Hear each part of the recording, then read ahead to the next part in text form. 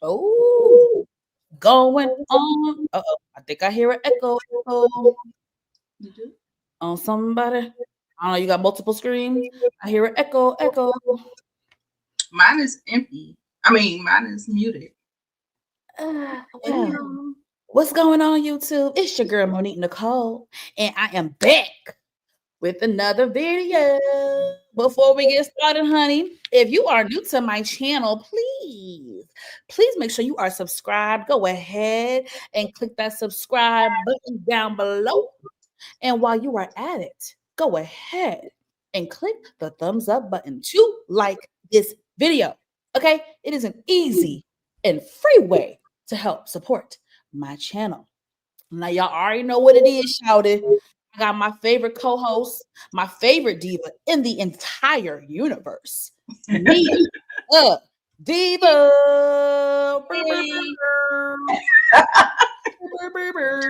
Like we in the club. Woo. I'll be like the little bottle girls. Woo, with the music.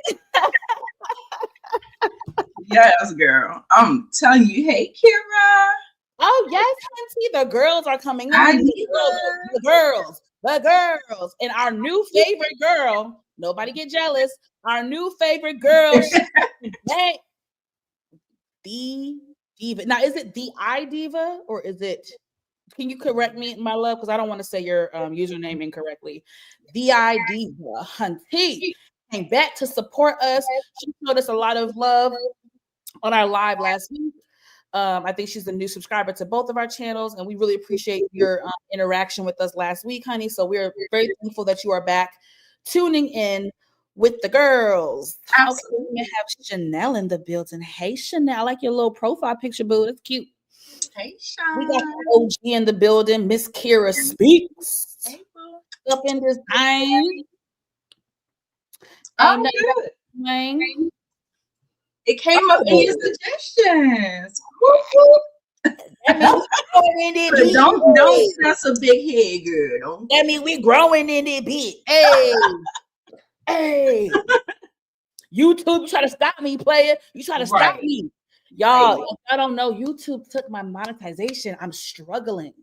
Yes, they done gave us the same. We'll talk about it another time. Anyway, just support us, child. I'm here because I love y'all and I like doing this stuff, but please. Anyway, thank you for coming in, boo-boo. Yes. Okay, we got some people coming in very early on the thing. So, we don't want to waste too much time, y'all, because we got a lot to talk about. I don't know about y'all, but I feel like the social media streets has really been in an uproar the last couple weeks, Nita, with the Married to Medicine girls, honey, and the guys, the Married to Medicine fellas. The internet is in a uproar. So I can't even talk. We are divided. Nita, have you not? I mean, I'm being facetious. Me and Nita talk. We be sending each other stuff and videos. Nita be very aware of what's going on. But, friend, you see how we are a people that is divided. Yes, very much divided. Very much divided. We got to see what's going on. Get this together because, some of the people, Nita, I know I'm wondering what TV show they're watching. Now I know things happen. Now I know. We're coming up on 5 years since COVID and the panorama. And I know a lot of us suffer from like memory loss, including me to an extent.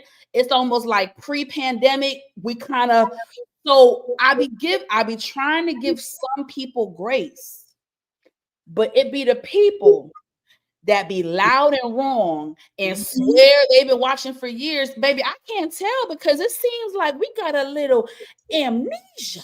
Right. We got a little bit of amnesia. And what happens, Nita, with this new age fan base of reality TV, in which I despise, it seems like some of the people, right, Nita, when they get their favorites, girl, they just put blinders on. Yeah. When they get their favorites, it's the bias of their faves. That's it. It's the bias of their face. So they get their face and they get the blinders on. And they rewrite history, Nita. Yes. Right, baby. They be rewriting history. You see what we saw it in this episode. You are a genius because you took the words out my mouth. But you see what happens? The good Lord always says what? History will always repeat itself. Yeah. And so what happened this week, y'all? We got a little bit of history that repeated itself, but we have a new victim, and the victim is named Letitia. Get into it. But we'll get there when we get there. We'll get there. We'll get there when we get there, y'all. Hey, Monique 69 Ways Johnson in the motherfucking building. Now, we have some new people in. I have to shout out my OG supporters. I'm sorry, our OG supporters and the YouTube people. Okay, so these are our YouTube creators. We got Monique 69 Ways Johnson. Make sure you check her out. And we got Miss Kira Speaks. Both excellent content creators who also cover a lot of reality TV, y'all. So please check them out whenever y'all get a moment and show them some love. Okay, we are Black women in these YouTube streets trying to do the damn thing. Okay. Right. So without further ado, y'all, before we get into history repeating itself, we got to start with where we left off, y'all. And that was King Daria was about to whoop that ass. Oh, we got Daria in the building. Yeah. Hey, Daria, boo. How you doing, sister? Good to see you, baby. Another OG supporter of ours, who we are always very much so appreciative of. Another OG supporter, DeMarcus Vaughn, who literally supports everybody. And I will always be grateful for this brother because he is just a good person. And we are definitely appreciative of you, your commentary, your insightful questions. Always appreciate you, man. All right, y'all. Let's start back with the SHIT. Oh, hold on. I had to go through. I'm sorry, y'all. Y'all shouldn't be seeing all this. It's okay. And shout out to our, what title should I give you, Nita? Our creative director and in charge of editing. Let me give you your flowers. Thank you. Wait, how do I do this? I wanted it to be just you, but I don't think I can do that. Oh, yeah, no worries. I'm not the technical girl. I don't like editing. I don't like Photoshop. I don't like Canva. Nita is definitely the editor, the creative director. She is that girl. So let's give her things. Thank you, sister, because I hate doing this shit, this collage shit. But shout out to Nita. Okay, had to give her flowers. So, baby, we got our sexy Jamaican man, the king, was about to bomba clot. Beat the man, Dr. G. Baby, Dr. G got to run it. Now, I'm not mad at G for running, y'all, because I'm Black. And, bitch, I don't give a damn. Now, I'm going to fight. I'm going to defend myself. But, bitch, I'm going to run, too, because I'm going to fight. You better just listen. Let's call it a thing. King was charging at. It's a human reaction. If someone charges at you, you're gonna kind of like, you're gonna step back. So I'm not even judging the brother on that. But nonetheless, y'all, King was about to rat that ass. And if it wasn't for Chet, whatever his name is, baby, he would have got it. I'm not saying. I don't know. I don't know if King would have had restraint or if he would have full-fledged knocked G out. But I'm just saying, I think we're all thankful that Chet was there, including Dr. G. Not me. I wanted to see him put hands and feet on that little leprechaun. Well, when I say we, I don't know why I said that. I mean, I think like the cast, the crew, production, I think they were really thankful that Chet was there to kind of referee. Yes. It was like a showdown. So everybody is running at this point. I mean, production, the cast is running. It is kind of crazy, but I did see kind of King show some type of restraint. Yeah, he did. Once he got held back, I think he kind of snapped back into his senses. Like, okay, I don't want to do this to this man. It was a lot, y'all. Quad handled it very well. Listen. Before we move on, I listened to Sweet Tea's YouTube channel when she talked about this episode. Girl, the lies. Girl, why Dr. Greg said Shaq was holding him back? Baby.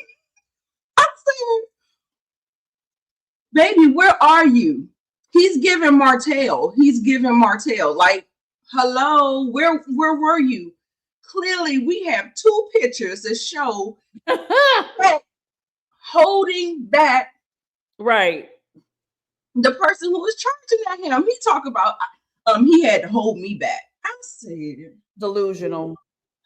Look, what Quad, we gotta get that gift. Delusional. Oh, delusional. We gotta get that girl. Nita got the not all men or not all whatever. We gotta get that next girl. We're gonna add that to our Rolodex of things for production. He was running. He was actually running. No, Chanel, I'm not lying, girl. When I tell you my mouth dropped to the floor, girl, I'm telling you, it was chock full of lies. Oh my gosh. This is really okay. So I'm gonna move because if I start, I gotta like, y'all know I'm chatty patty. I gotta keep myself. So in the midst of the melee, I hate calling her Sweet Tea. She's too grown of a woman. I don't even know why the fuck she came on the show with a fucking like nickname. That's a nickname they give you in high school, like your college town, bitch. Why you grown ass anyway? Letitia, bitch. I'm not calling you no fucking Sweet Tea, bitch. You grown anyway. Sorry. Woo. Calm down. Let me calm down. Letitia gonna get her ass, and I'm trying not to jump ahead. Letitia gonna carry her ass over there, and Quad, and this is why I respect Quad. Y'all can say what y'all want, but Quad really is good at conflict resolution because a lot of women would have beat the shit out of Sweet Tea. Letitia. Quad said, "Go to your husband. Go to your husband." Right, you have no business over here. But everybody was redirecting. Everybody, Cecil grabbed her, was like, "No, Letitia, no, like, girl, your husband, you doo-doo head." Right. So I don't know how I don't know. Y'all, Married to Medicine is one of the most edited reality shows I have seen in the last, how do I say this? I would say the last couple seasons of Married to Medicine have become heavily edited. So I'm going to try to remember that in my review so I can give grace. I do not know if Letitia really went to Greg at one point, but they didn't show it. They kind of cut her to having this breakdown. Now, I don't like Letitia. I'm going to be sympathetic, right? Because I've been in situations that are hectic and physical violence happens. And while it's entertaining for us, it is a lot, right? Your adrenaline is high, emotions are high. And I'm gonna be honest, especially after seeing the end of this episode, I do feel bad for Sweet Tea. Now, I think that she brings a lot of the drama onto herself. All the ladies, Heavenly and Toya, have said that T is very aggressive. You guys I don't know why they don't show it. She's very aggressive. We saw her aggression actually more her first season. Last season, they actually displayed her aggressiveness more. This season, I don't know why they're kind of scaling it back. She was aggressive, but we're gonna get to that in a minute because I have proof of why Toya and Dr. Simone said that T was wrong. But before we get there, she has a breakdown. She has a moment. I'm not gonna make fun of it. I'm not gonna make fun of it. I'm a mental health advocate. I'm not gonna make fun of someone having a breakdown. That's just me. I'm not judging you if you do. I don't feel right doing it.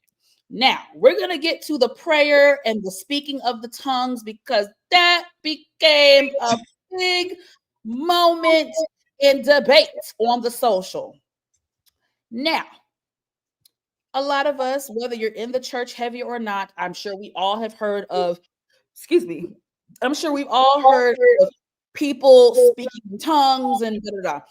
I have witnessed it. I have heard it. I will be honest, and I don't want to be judged for this, nor am I judging you, anybody in the audience. Speaking in tongues sometimes makes me feel uncomfortable, depending on the person and how it's done.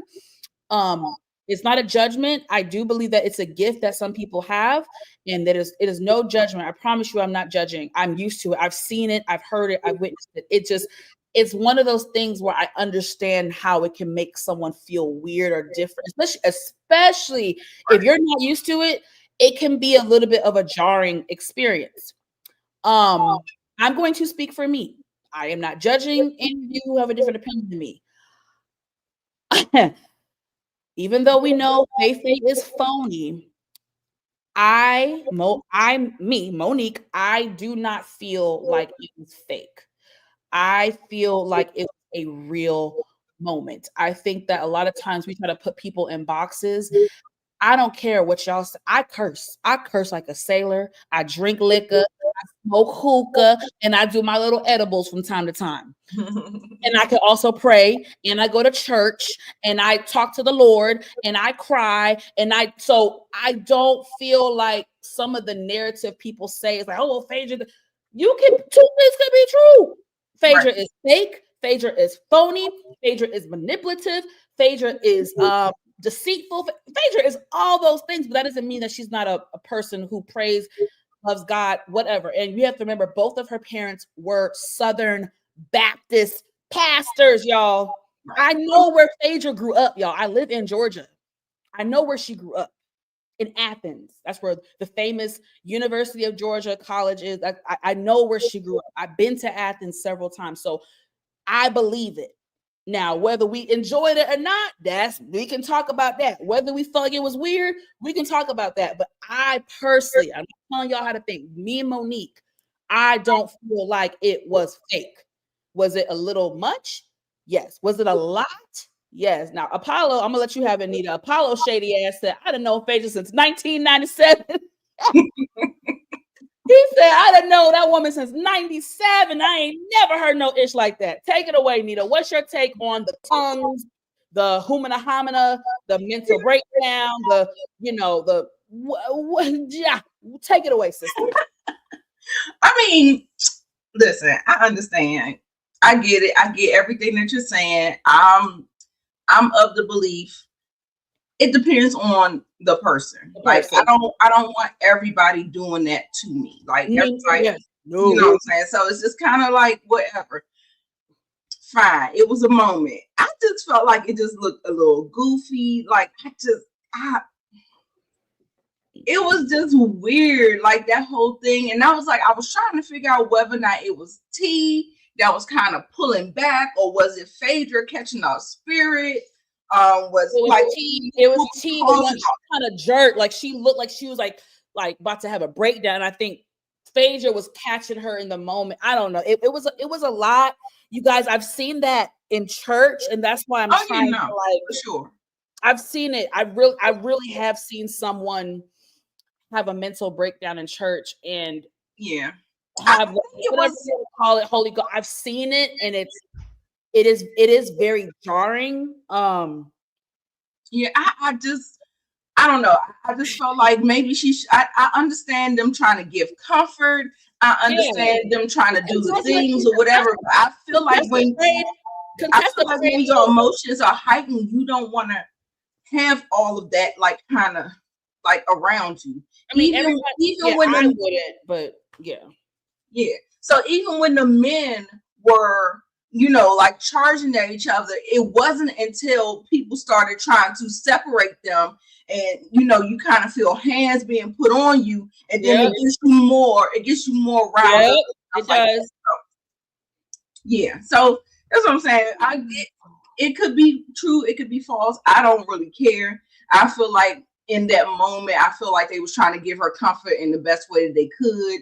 They were trying to stop her because she looked like she was kind of out of control, and we just needed to kind of. You know what, guys? It was a lot, and I'm gonna be honest. Married to Medicine is heavily edited. It looked wild, the timing, but I'm gonna tell y'all, according to Dr. Heavenly and Toya, this is the reason why in the confessionals Simone was saying Tia was out of control. It was not because she was just 100% siding with Quad and King. Allegedly, T got out of control, and I don't know if Simone was trying to hold her back, but allegedly T got physical with Simone and pushed Simone, and she did it to Toya. And according to Heavenly, Toya said to T, "You got one more time to put it." It has not been the first time where Toya or Simone have had to hold T back, or T has pushed them out the way. T, and I believe I saw signs of that aggressiveness last season. Yeah. And I saw a little bit of it this season, but not as much. And this is why I get irritated as F with production, because I do not like when me as a viewer, I have to do all this fucking work and guessing and confusion, and this seemed choppy. So I mean, a lot of y'all, and maybe not y'all in the pen. When I say y'all gotta know I'm talking freely. I'm talking about world social. A lot of people on social media hate Heavenly's guts. For what reason, I don't know. Disliking Heavenly, valid. But some of the hatred, I think they just pick on her because she's the villain. It's easy to blame the villain, even though there are actually other villains on Married to Medicine that don't get called out. That part. I think Faye, not Faye, because I don't want her to call me a bad bitch. What's she gonna do? She gonna call me a bad bitch. I don't want. My body ain't really together, so she probably gonna call me a bad bitch, body bitch. Right, let me not call her. I'm gonna beat you to it. Yeah, I'm fat right now. What's up, man? Exactly. I don't like the feasting of the we got another YouTuber in the streets, y'all. My girl Shayna Boo is in the building. We got some newcomers on our platform, so please, y'all, support Shayna as well. She is another Black content creator doing the damn thing. She also, I just watched her video this morning, Shayna. She did an excellent review on Married to Medicine. Y'all go to her channel as well and check her out. Oh, so Kira did too. Oh yes, I gave Kira a shout out, but yes, Kira definitely does reality TV and Married to Medicine on all the good things. So y'all check her out. Yes, very overstimulating, Kira. Very overstimulating. But no, sorry, y'all. Y'all know I'm ADD. Back to this part. So it was Toya sashaying up to the. Oh, where you at, girl? I'm not good with some of this StreamYard shit. Let me get Toya, because oh my god, oh my god, Nita. Hold on, okay. Baby, you see Toya, baby. Toya for me, baby. I was crying. But this is why I don't understand why the fans be hating. Y'all act like Heavenly is the devil. Toya's an asshole too. Toya has been I don't understand. People just have selective memory. Toya has been an ass. Toya is just as much as an asshole as Heavenly. The difference is Heavenly just opens her fucking mouth maybe more abrasively than, but Toya, Toya's an asshole. Toya be saying the shit that people be thinking. That's why I like Toya. That's why even Heavenly will always give Toya credit, because I've said this before. I think I said it last week with y'all. If it wasn't for Toya, Quad, and Heavenly, there would be no Married to Medicine for 11 years. I'm sorry. Toya gets the shit started too. Y'all just love fixating on Heavenly. Toya gets the shit started all the fucking time. All the time. Right. Anyway, Toya was a lot of. I was Toya, Miss Kira. That was me. She kept Toya ran her ass up there like, what? Hold on, y'all. I can't get this right. Toya said, now what the hell is going on? Toya was like. Everybody was looking confused. And if it's true that she pushed Toya before this, Toya, more of a reason for Toya to be like, bitch, I'm sick of you. Thank you, Shayna. Oh, we're going to get that next episode. We're going to get that next episode. Thank you, Shayna. Toya has always gotten the party started. Always. They just love. They just want to nail Heavenly to the cross. And I'm like, don't get me wrong. Heavenly is definitely got a lot of shit wrong with her. But I'm like, Toya be starting to shit all the fucking time. But y'all swear she Heavenly the devil. Anyway, so Toya always, Toya stirs the all the fucking time. I mean, for years. For years. Anyway, but I appreciate Toya because, like Heavenly said later, Toya, thank you, because you be saying the shit. Toya says the stuff that no one else in the room wants to say. And I will always respect people like that. Always. Yeah. So we're gonna move on from this. This was a lot. Now, this commentary, some people didn't really agree with Simone's commentary. I do agree that Simone's commentary sometimes be hit or miss. I guess she was trying to say, like, basically what a lot of people critique, like, girl, Phaedra, how you the one over there being a fucking apostle and a pastor and having a moment, and you was just, but I mean, like I said, y'all, two things can be true. I can cuss a bitch out right this moment and in 10 minutes be on my knees praising God. I mean, I don't live in a box. I don't put myself in a box, and I don't put people in a box. So maybe it's hard for people to digest it. I don't know. For me, I'm a sinner. I'm not gonna judge nobody. I'm a sinner. I'm not. I curse. I drink. You can't. I don't know. For Dr. Simone, for me, I feel like she was out of order saying that, because honestly, I think Phaedra was really trying to take the high road with this whole thing. She did not say anything until something was kind of said to her. Like, she was like, when I tell you she was playing them dust, she was like dust. I agree. And my whole thing is like, I don't understand how they feel like they can put these people in these type of scenarios and don't think that this is the reaction that you're going to get. That's disingenuous. Let's not do that. Let's not be like, oh, well, what's happening? Y'all aren't healed. No, I wouldn't be in a friend circle with my ex-husband. I would not do that. Like, that's not real life. It's not real life. King spoke to that later on. He did. But at the same time, come on, y'all, like, stop trying. And then their relationship isn't bad. It's just not like, what do y'all want to see? We ain't cool by y'all neither. And thank you, Nita, for bringing up that point, because you bring up an excellent point. And this is what I don't like about humans, because I've seen this in real life, not just reality TV. I think, and you said it last week, perfect. What was the saying? It's always, what is it? It's always fun. It's always fun to tell the gun. Yes. So, Simone, you over here judging, being judgmental, but my love, we have seen you spaz out, crash out 50, 11 times on this goddamn show, bitch. Just because get a whole divorce. Yeah, so I don't like when it's other people going through something, other people, having a moment, having a breakdown, whatever you want to call it, having an anger, you want to sit on your pedestal, your high. I don't like that. Yeah, that's what rubbed me the wrong way with that statement. I don't like the pedestal. Just I was like, stop what are you talking about? And more so because Heavenly, and this is why I fuck with Heavenly, because she gonna be fair and she gonna tell the whole fucking story.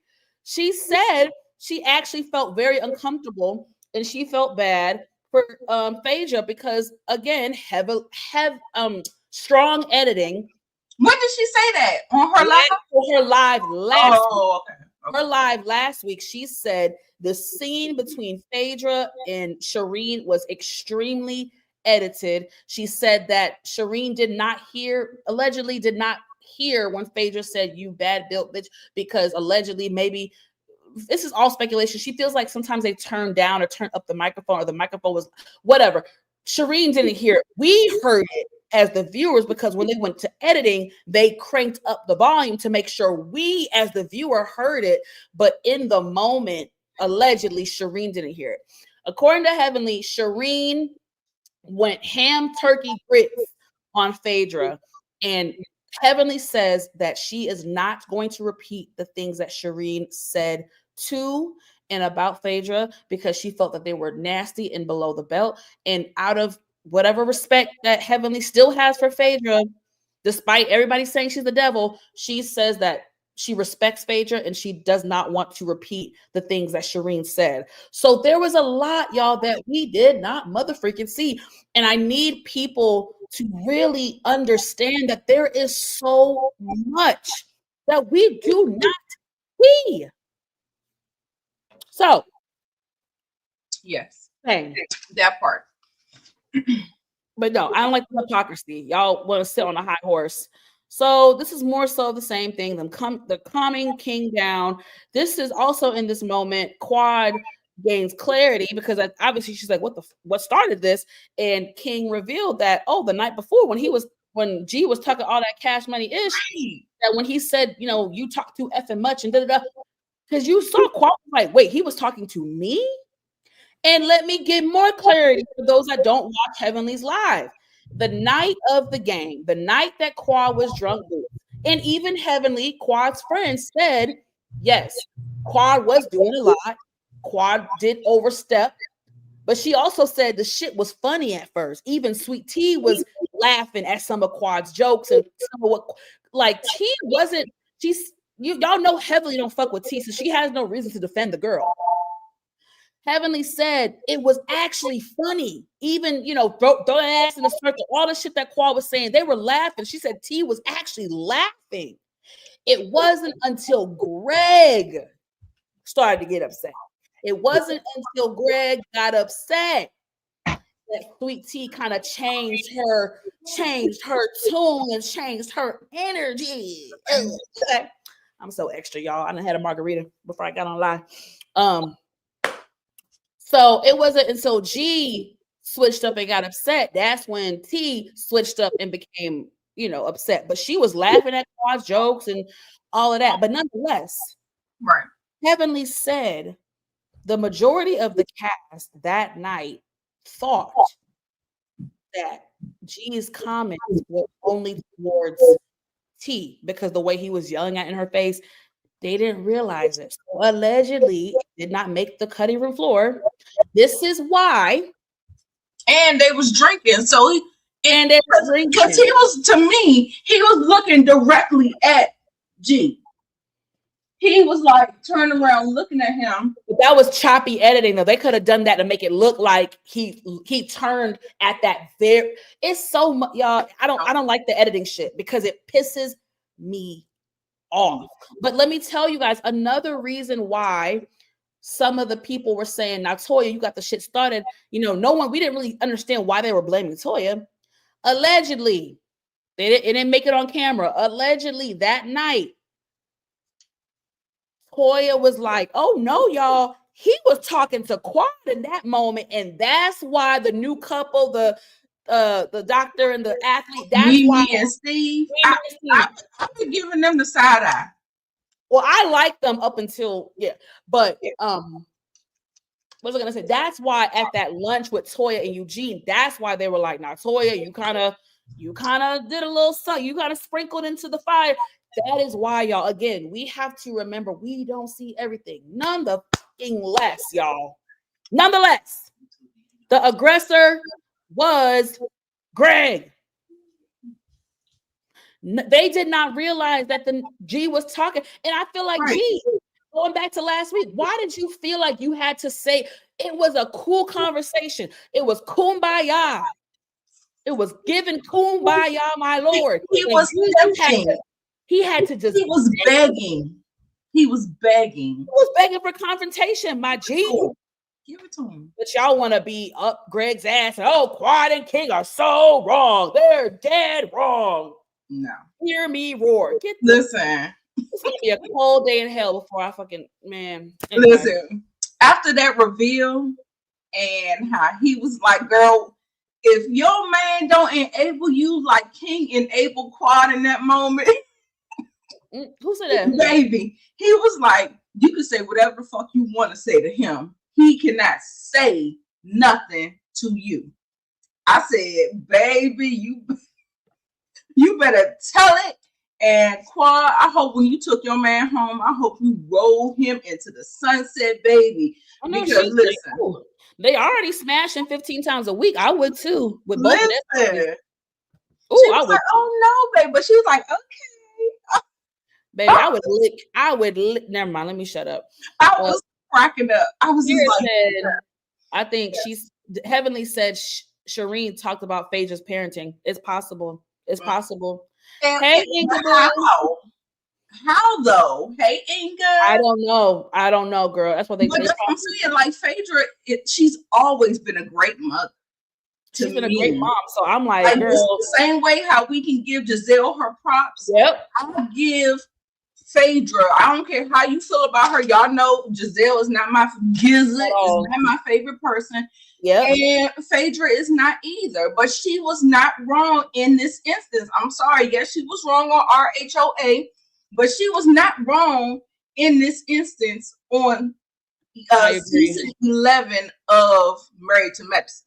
Yes, now, season 10 was a little shaky. She did a little stuff. You know, she brought Quad to the thing. She did this. She did that. She brought Apollo, lied on the stage talking about their relationship is impeccable, and that's why she getting what she getting, because she opened the door. She shouldn't have opened the door. Yes. You told me that last week. I didn't know that.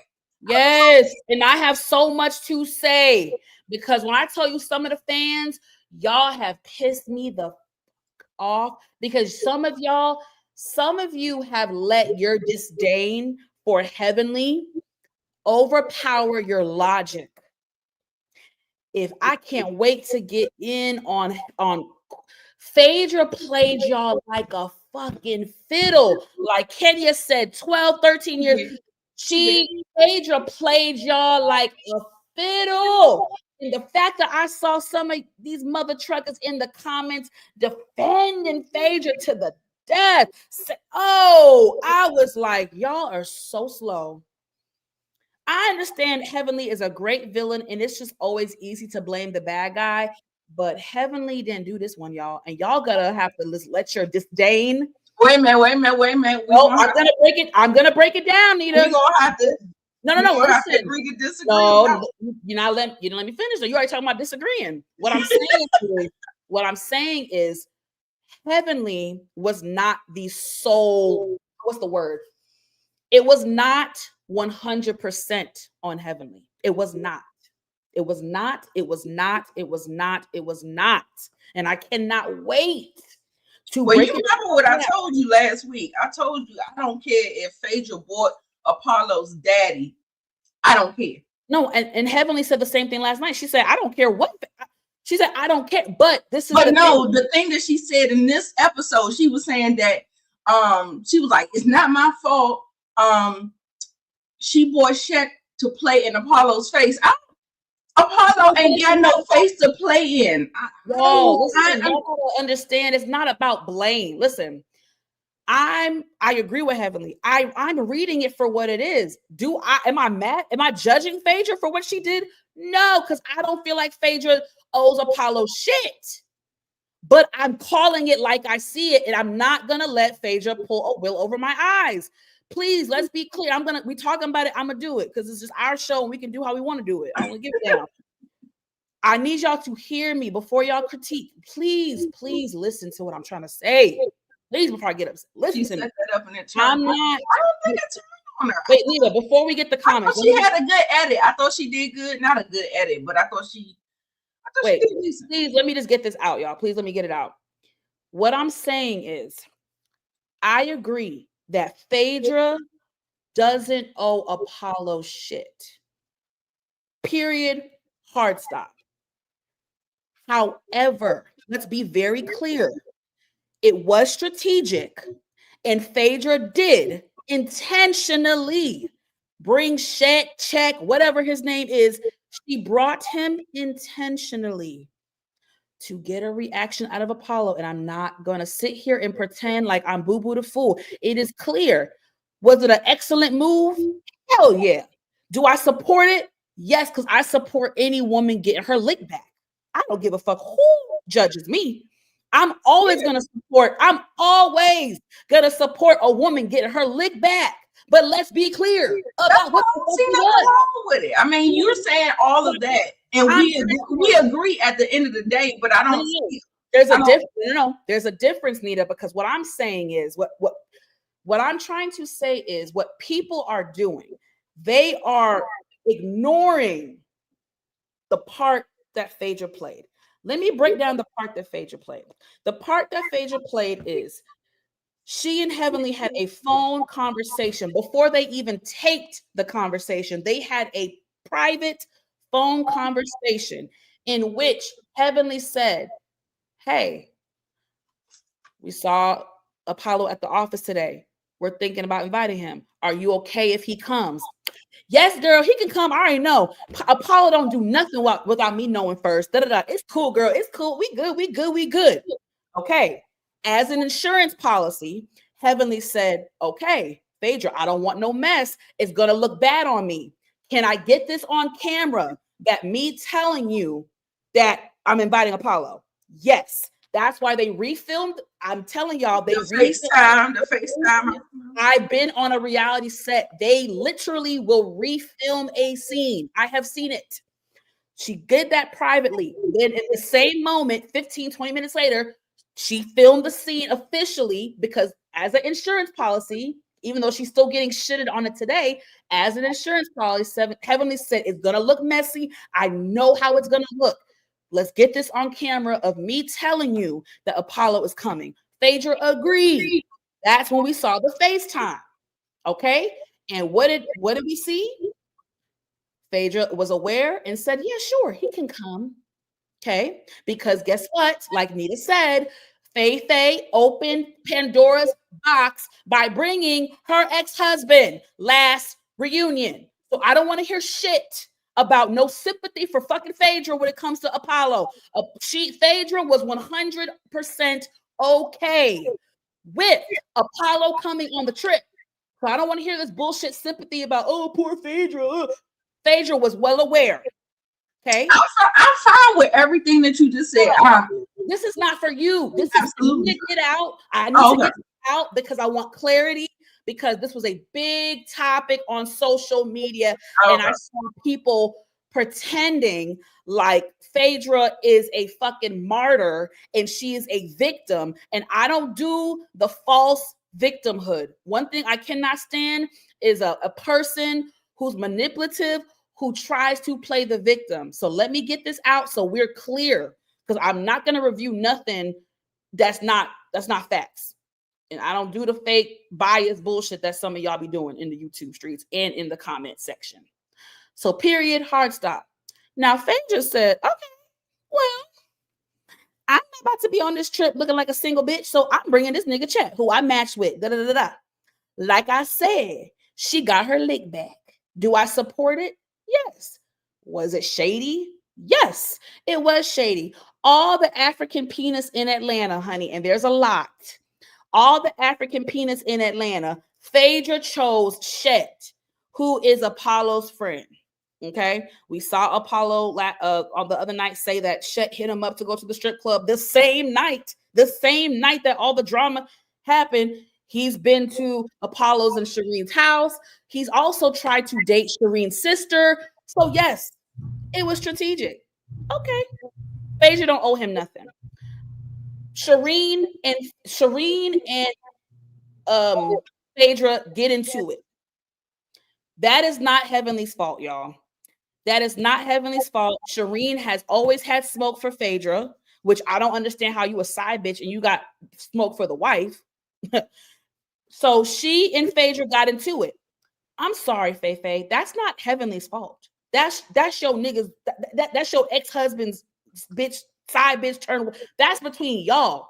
What Phaedra tried to do, and I do believe Heavenly when Heavenly said maybe Phaedra didn't think they were going to show the scene where they FaceTimed each other, but what Phaedra tried to do, maybe she really did feel embarrassed. Like I said, y'all, there was a scene where Shireen went ham turkey grits and went in on Phaedra. They didn't show it, so I do believe that Phaedra was frustrated.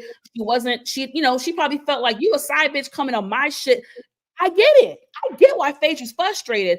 what I don't like that Phaedra did, she tried to pull a wool over everybody's eyes and play the victim and play a martyr. And you're not a martyr because you were in cahoots with Heavenly and production to bring Apollo there. You did not know Shireen was coming. Heavenly did not know Shireen was coming. Apollo was also being shady, y'all. Once Apollo knew that Phaedra matched with Chet, he was trying to be vengeful to Phaedra.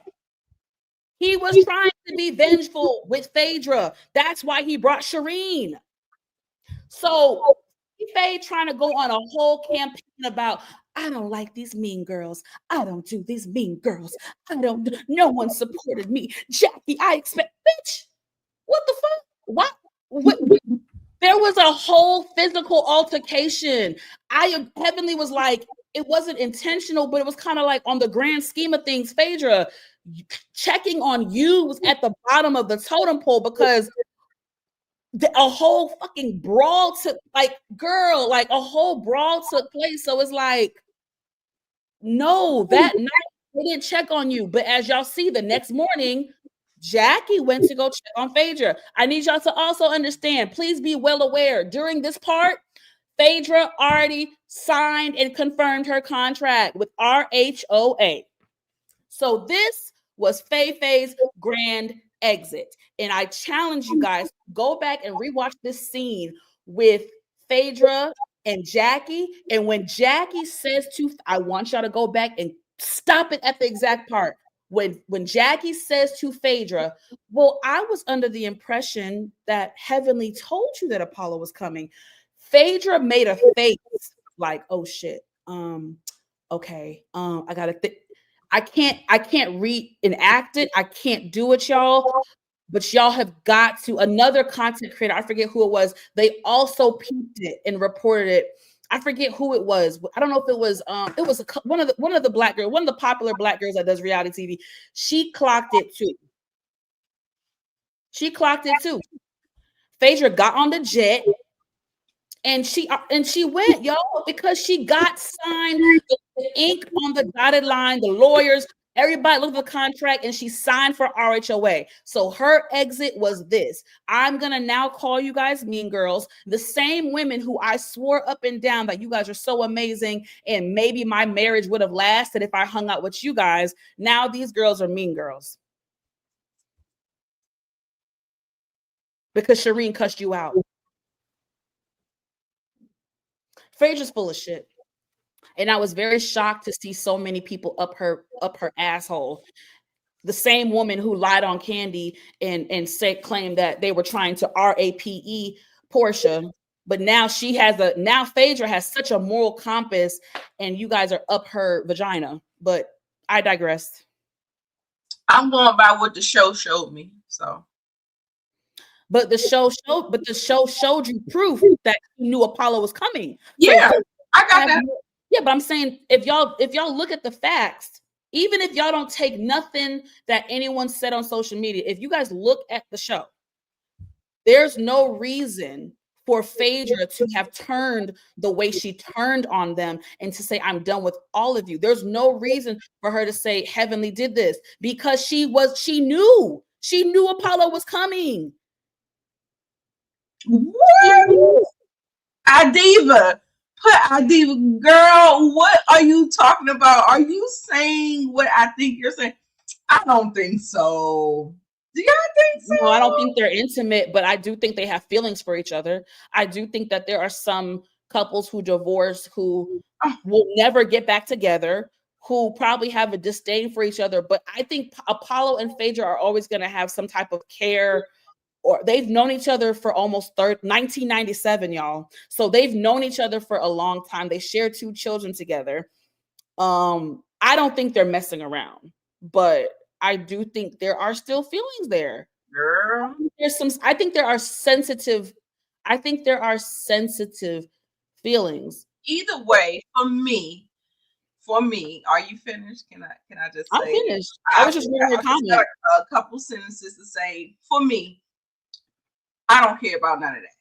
All I know is that, I think Phaedra played the game. This is a reality show game at the end of the day. You want to put me under pressure and see me cook, you won't see me cook. All right. She pulled the move. The move was good. It was what it was. The next thing you know, I hop on my jet. I don't want to play with y'all no more. My ink is signed. And she had a moment. Y'all wanted a moment. She gave you a moment. And that's the moment. Okay. So, I mean. No, but Nita, I agree with you. But don't lie on me, though. Don't lie on me. Do not lie on me. That's everything you said. I 100% agree with, Nita. But don't lie on me. She did not have to paint the narrative. She didn't just do it one time, Nita. She painted the narrative in this episode. She's gonna do it next week when she sits down with Jackie. She did it on social. She on social media, in interviews. She planted a narrative and lied on Heavenly and certain people on production to then to. That's my thing. Everything you freaking just said, I stand and I agree with. Keep it between you and Apollo and Shireen. Why would you lie on your castmate and then try to make it like y'all are mean? How am I a mean girl because you got into it with your ex-man's wife? That has nothing to. How am I a mean girl? The other, okay, at least be mad at Heavenly. Why are you mad at Toya? Why are you mad at Jack? They didn't do shit. They didn't know until 10 minutes before the boat that he was coming. Oh, okay. So it's fake. I think she's conflating the mean girl persona with the whole thing, what they did to Quad, how they did her. I think she's trying to draw some type of parallel about bringing their exes on the show, and then it turned into something, and then you sit up here, you throw a rock, you hide your hand, and act like you didn't have no part in it. That's what I'm talking about. I don't even think she cares about that what you said is nice. I'm saying I think you're giving her too much credit as far as even considering the Quad situation. I don't think she gave a damn. She was good in Traitors. Was she good in Traitors? Oh, amazing on Traitors. Okay, so I feel like she know how to play the game. I ain't giving her too much. That's what I'm saying. I agree with you. That's what I'm saying, Nita. Everything you said, I agree with. My thing is, don't lie on me. And then why are you making it seem like the entire cast is the devil? Bitch, Jackie didn't even know the nigga was coming. Nope. Toya had no clue. T had no clue. That's why T was defending Phaedra. It was like, what was the point of you bringing her? Like, so why would you? It's one thing to just Phaedra's still fake for coming after Heavenly, but I could deal with that. But for you to act like the entire cast of women are just that, I don't fool with those type of bitches over there. What did we do? I thought you said that you liked us. I thought you said a few months ago that if you was kicking it with us, your marriage would have maybe lasted. I thought you spoke highly of us. Now it's I don't fool with those bitches over there. No, Faye, your shit got clocked, and you tried to do an exit plan, and I'm not falling for She played the game and she played it well. She played it. I mean, the whole thing about the lies or whatever. I don't do the lies. I do not lie. I don't have enough evidence on the screen to support that. But like I said, if Heavenly can backpedal and pussy pop, then other people can backpedal and pussy pop too. So. No, but let me get clarity. You said you don't have enough from the screen. I'm trying to understand that because we all saw Heavenly FaceTime her and get Phaedra's permission to bring Apollo. So are you maybe I'm misunderstanding. Are you saying that maybe Phaedra is upset with Heavenly because maybe she thinks Heavenly secretly invited Shireen and didn't tell her? No, I just feel like she didn't definitely say yes. She said surprise me. So she knew that's what we saw. We knew that he was going to come. But at the end of the day, he shouldn't have been invited at all. I agree. It does not make sense to me. It doesn't make sense to me. But I'm not going to fuss about it. I don't know, y'all. I see it. I mean, I'm not even going off of what was said on social. I'm literally going off of what I saw. They showed the FaceTime. Phaedra agreed, and now she's saying, Heavenly, you're the devil. And you bitches are, I'm done with all of you. I don't get why you're blaming all these other women for a plan that you and Heavenly were in on together. I don't get why, if I'm innocent, if I'm Toya, why am I getting blamed for something I wasn't even privy to? She just said Mean Girls Plus. She didn't like name. Yes, and she refused after this episode. She refused to film with anyone except for Jackie. Chandra said that Phaedra got her karma from Kandi. And she did, but she played everybody. I'm not no Phaedra stan nor apologist. However, I didn't see in the way she moved. I was fine with it because they was trying to get you and you got them back. And that's just what it is. Like if you got ill intention for me, then I'm gonna get you back. That's what I'm saying, Nita. They didn't have ill intention. Apollo had ill intention. I don't know how no one can see that it was a get back between two exes. This was above Heavenly. This was above production. Phaedra was getting her get back with Apollo, and when Apollo knew that Chet matched with Phaedra, he was trying to get his lick back with Phaedra. I don't see how y'all don't see that it was the battle of the exes. Okay. This was above Heavenly. Phaedra got her lick back, which I supported, but Apollo was trying to get his lick back too. I think she addressed Jackie in this instance because she feels like Jackie is the senior, the elder, the face of Married to Medicine. And did y'all agree with that? Talk about she was disappointed in her. And I was like, no, I don't know what relationship they have. I don't get it because Jackie didn't know nothing that was happening. So I don't know. Because at the end of the day, when Heavenly let Jackie know, she was just like, well, Phaedra knows.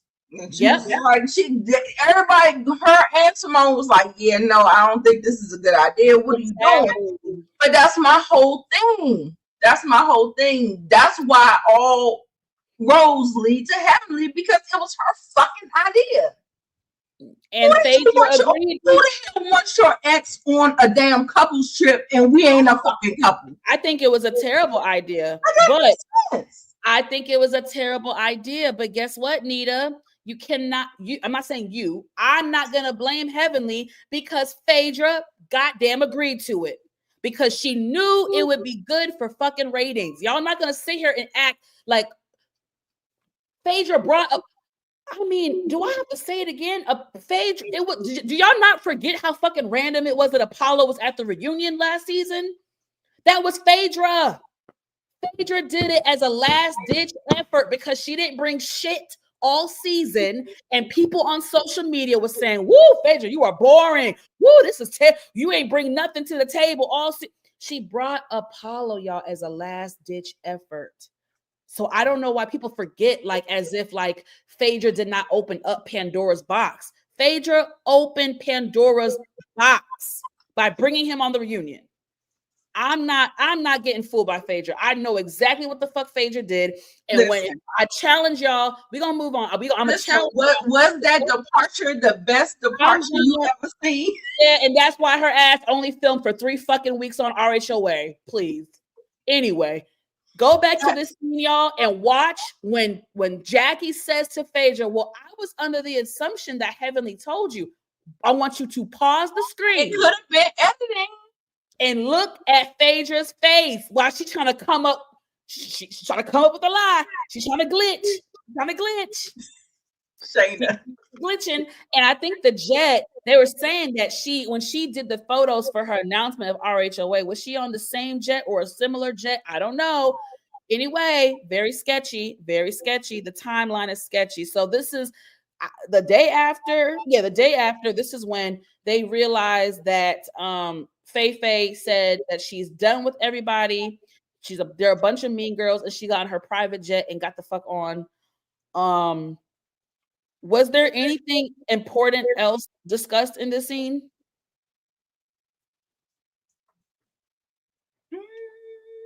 Because I don't remember. I feel like we skipped. Let me see. I gotta go back. Let me go back. I need to go back, or do I need to go forward? Do you want to talk about the sit down that she had with? No, they was just saying that Phaedra is leaving. She's done with us. Simone said she's not gonna miss her. She thought she was above us. Yep, she did. Toya was like, so she got on a private jet and just left us? And it was like, yep. You want to talk about this? Simone also said that she thinks that they underestimated the tension within the group. I said, no. Y'all wanted a moment and y'all got it. Who said that? No. Simone said she thinks that they underestimated the tension within the group. My commentary was, y'all wanted a moment and y'all got it. It's always fun when it's someone else going through turmoil. But Jackie, last season, girl, you had a damn panic attack at the thought of even going to the same state as Curtis. Right. A whole. Okay, I'm just okay. And she said it at the lemon squeeze thing, so we'll get there too. But in this this slide that you have here, I was just like, I ain't really care for this conversation, them talking shit about Phaedra, but whatever. Like, I'm not a Phaedra fan, so I'm not defending her. Y'all talk y'all shit, y'all say what y'all want to say, and I ain't got nothing to say about it. We can move on. I thought it was an awkward scene. I mean, on a production standpoint, I understand because it's like all this stuff happened. It would have been kind of awkward for just Apollo to leave, but then again, it's like maybe not because Greg and T left. So it's like, did we really need this moment? No.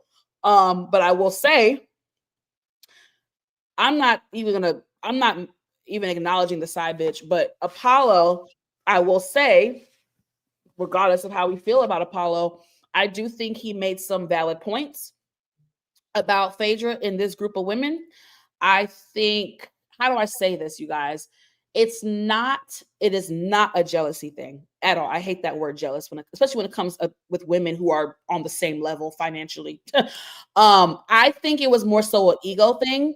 I do believe that with this setup with RHOA for years, and y'all can go back and look at the footage, for years, Phaedra, before Phaedra did the titties and the BBL and the 30-inch bust down wigs, Phaedra prided herself on being an educated Black woman, an attorney, a lawyer. She spearheaded with that. And that was something that she also used to weaponize and put down the other women. She always, y'all remember the infamous scene with her and Cynthia? Well, I have jobs. Cynthia was like, well, bitch, I got jobs too. My jobs look different than yours, but I got jobs. I do feel like Phaedra over the years, again, before the new, vamped up Phaedra always relied on her education and she would weaponize it against people. I feel like with this group, she can't do that. With this group, they're all educated. Y'all all kind of make around the same amount. You guys are all in the same room. So it's you don't have that to like be your focal point and to really like y'all are kind of on the same level, kind of. So it's like, I don't know. I don't know. I feel like some of what he said, I could kind of see some of what he was saying. And I'm gonna be honest, you guys, I'm sorry. Phaedra thought that she could do some of the same shit she did on RHOA and it was going to be okay. But Phaedra don't realize this type of group of women specifically, especially a bitch like Toya, you're not going to run game on them for too long and think that they're not going to critique you. One thing about this group, I will say, no one is above reproach. They will check anybody's up for correction. And I feel like Phaedra was used to pulling a wool over people's eyes and they weren't buying it. I'm sorry. Let's go back to the third episode when Toya, whatever the episode was, when Toya was like, Phaedra, I feel like you don't really open up. Like, they were already starting to feel like, you know what I'm trying to say, Nita? They were already kind of feeling like, well, you're here with us. Like, we don't know much about you. Like, you're not really like, you get what I'm trying to say? I got it. I feel like on RHOA, she can keep it more surface level. She can just, ooh, yes, child, shake her ass with Porsha. She can do that fluff and shit on there, but Married to Medicine, these women really show their lives, the good, bad, and ugly. And they don't show their lives. Some of them do. Over 11 years. Some of them do. Some of them do. Some of them do. Not all of them.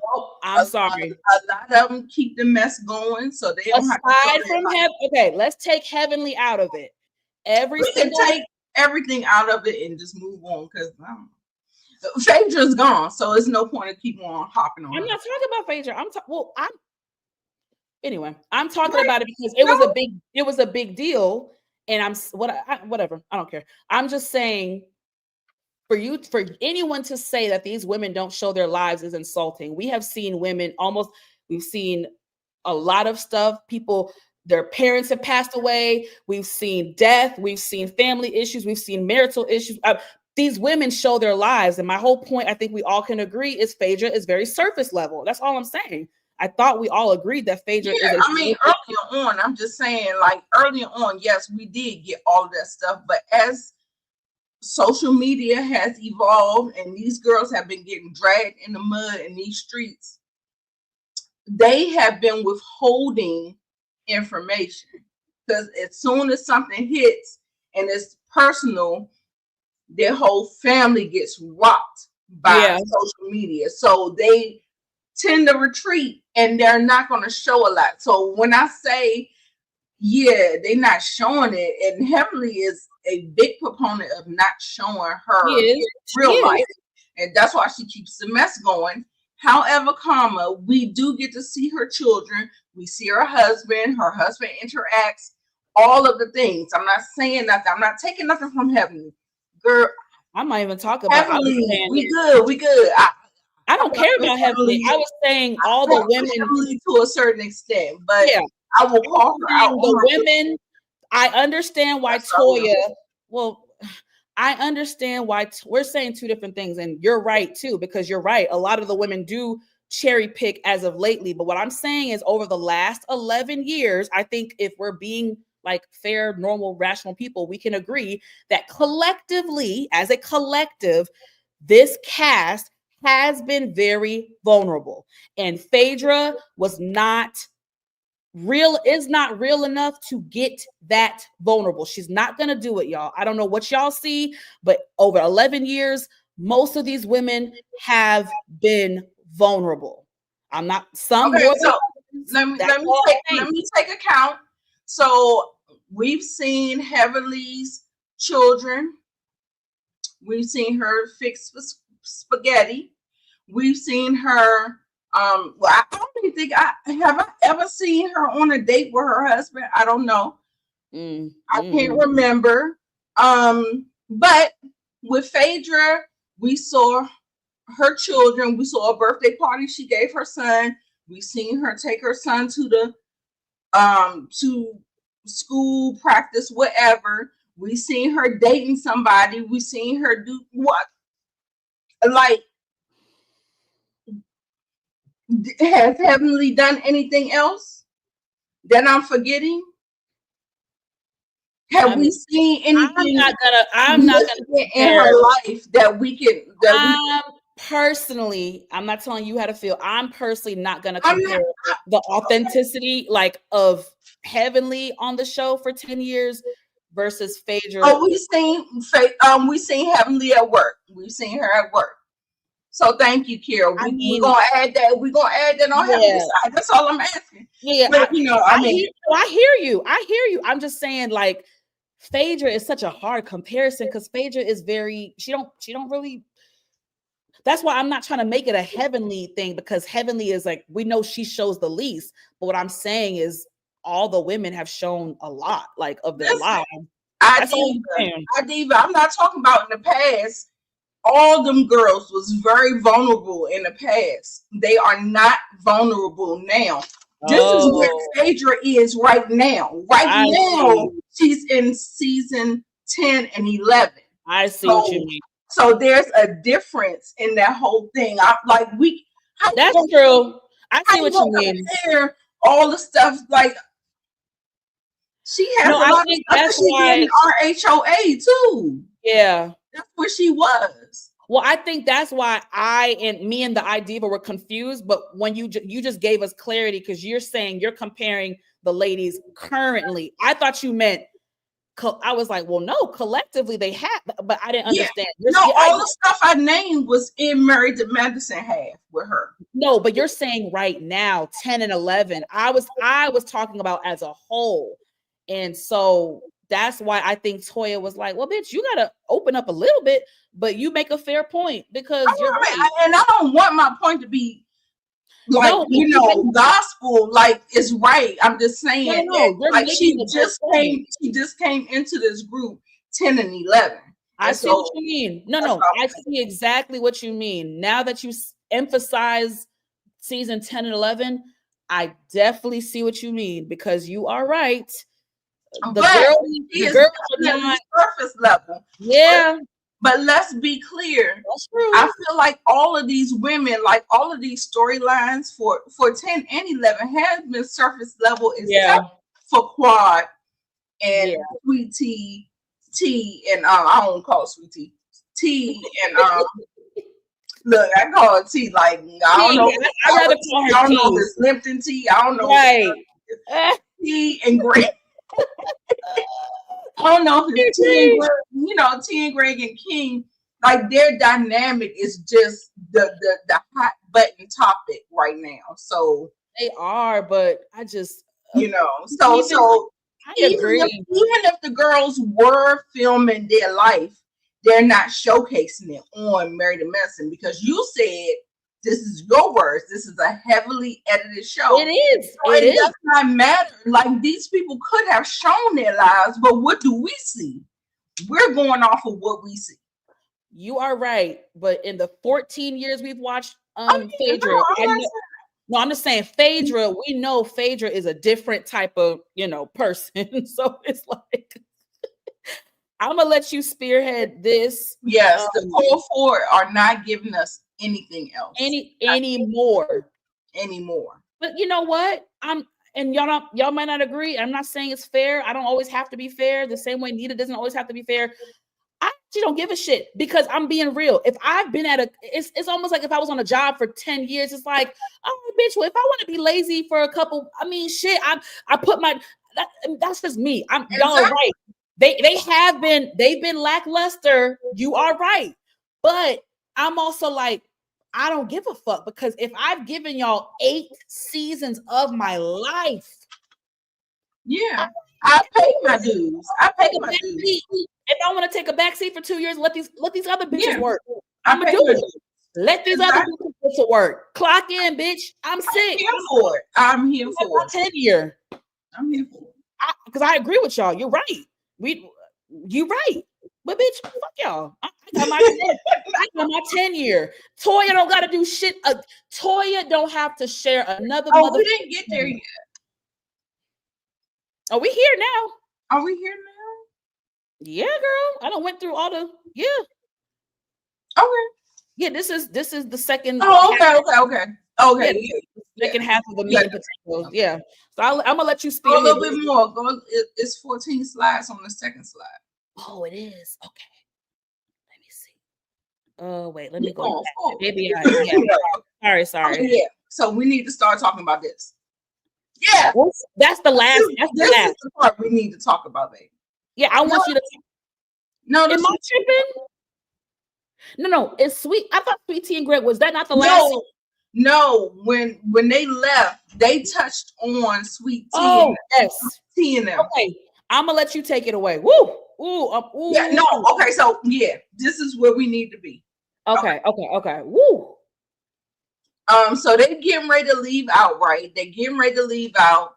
And they're going to their respective places. The ladies are going where they're going. The men are going where they're going and stuff like that or whatever. And Contessa calls T and Greg on the phone. And it was very telling what he said on the phone. And when I tell y'all ladies, Do y'all know that this is the motherfucking cheat code to niggas? Is that they always tell the fucking story without telling their part in it. Yes. He left his whole entire part out of it. I agree. And I got it. It's look, my TikTok and everything is blowing up because of all the comments and everything. People are like, am I on TikTok? What else?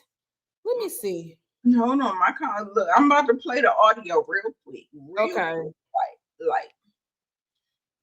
So he conveniently left out his part, and that's what he always do. Yep.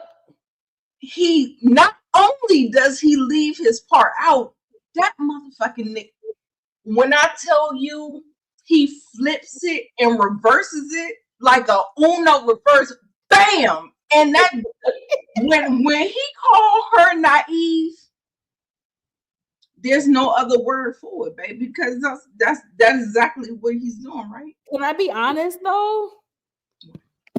Y'all know I don't like Greg, and I felt very bad for Sweet Tea, but I'm gonna be honest, you guys. I do think she's naive in a lot of and they've shown it in some of her conversations with the women. She is naive. I don't know what world you guys are living in. Baby, I feel like she jumped.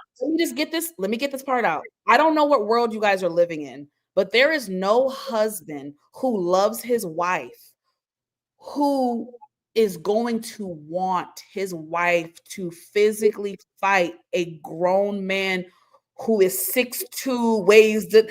I don't know what world you guys are living in. Now, shit, he didn't even want to fight him. That's what I'm saying. So I don't know what world some of you are living in. Please hear me. Two things can be true. Greg is a piece of shit, and this is the issue. I think a lot of people understood what he meant with, of course, no man wants their wife fighting a girl. I mean, I'm sorry, that's retarded. That's stupid. That's ignorant. You are a woman. You're talking about, I was combat 16, 17 years ago, you dumb bitch. You're not a Marine. You're not G.I. Jane. You sound delusional. That's why Quad said, bitch, go to your husband. Why you in my nigga's face, bitch? So Greg was right in the sense of, no, you're a woman. You're not going to. Oh my God, can you imagine the collateral damage if she tried to hit him and then, it would have been a melee. But the issue with Greg was he does not know how to speak to anyone, women. That's what it is. Like when I tell you, Monique, it's not what he said, because it's how he said it. What he said, it was how he said it. I would have appreciated if Greg said, babe, I love that you go hard for me. Understand. I love that you were willing to fight for me, and I love you for that. But baby, don't ever do that, because if you try to fight a grown man, that could have undeniable type of repercussion. Like that isn't, I don't know any, unless you're a hood rat bitch. There is no woman who I've never seen a woman, except for like, when we like, I want to beat that nigga, my man. I'm not about to go to no 6'3" Jamaican diesel and be, I'm gonna fight you, bitch. What? She does look crazy. She did sound crazy. She sounds crazy, and that's why he got her. That is why he married a 30-year-old woman, a person 25, 30 years old, his junior. So he can control her. Yes. That's why he did that. But no sane woman is gonna be like, I'm gonna go. If I'm with my man and he gets in a bar fight, will I defend my man in the sense of I might throw? Of course, but me running up to that nigga holding his own nuts. Sorry. Me. What do I look like running up to a 6'3", big built diesel nigga to be like, let's spar, nigga. I'm about to beat your ass. That's I don't know what universe you guys are living in. That is the dumbest shit I've ever heard in my fucking life. And if you think that's normal, please get the fuck off my live, because I don't know what y'all are thinking. You're going to get your ass beat, T. You're not a current Marine. Bitch, you did Army in ROTC 17 years ago, my love. You're not on combat trained. You're not. She said she never got into a fight in her life. And then she said she's combat trained. Which one is it? Combat trained, bitch. Which one is it? Listen, let's go ahead. Like I said, that is my only frustration with her, is that sometimes she is naive. Even with the women, she is naive. But like me and Nita said, there is a way. I did not like the way Greg spoke to her. She did not deserve that. She did not deserve it. And the main reason why Greg speaks to her like that, because he does not respect women at all. However, he want to have a fucking baby, but what you need? A woman. But you don't respect women? This was so disgusting. I mean, so let's listen to how he told the story and left everything out of the story. When Contessa called him. Oh, girl. You know, dog, the conflict, you know,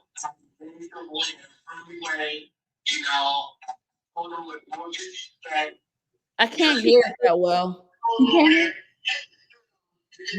It's not clear. Why did y'all leave? Sorry. Okay. Whatever you did last week, however you did it was perfect. Oh yeah, it was off of Peacock. Oh, okay. I don't have the timestamp for it, but yeah, no.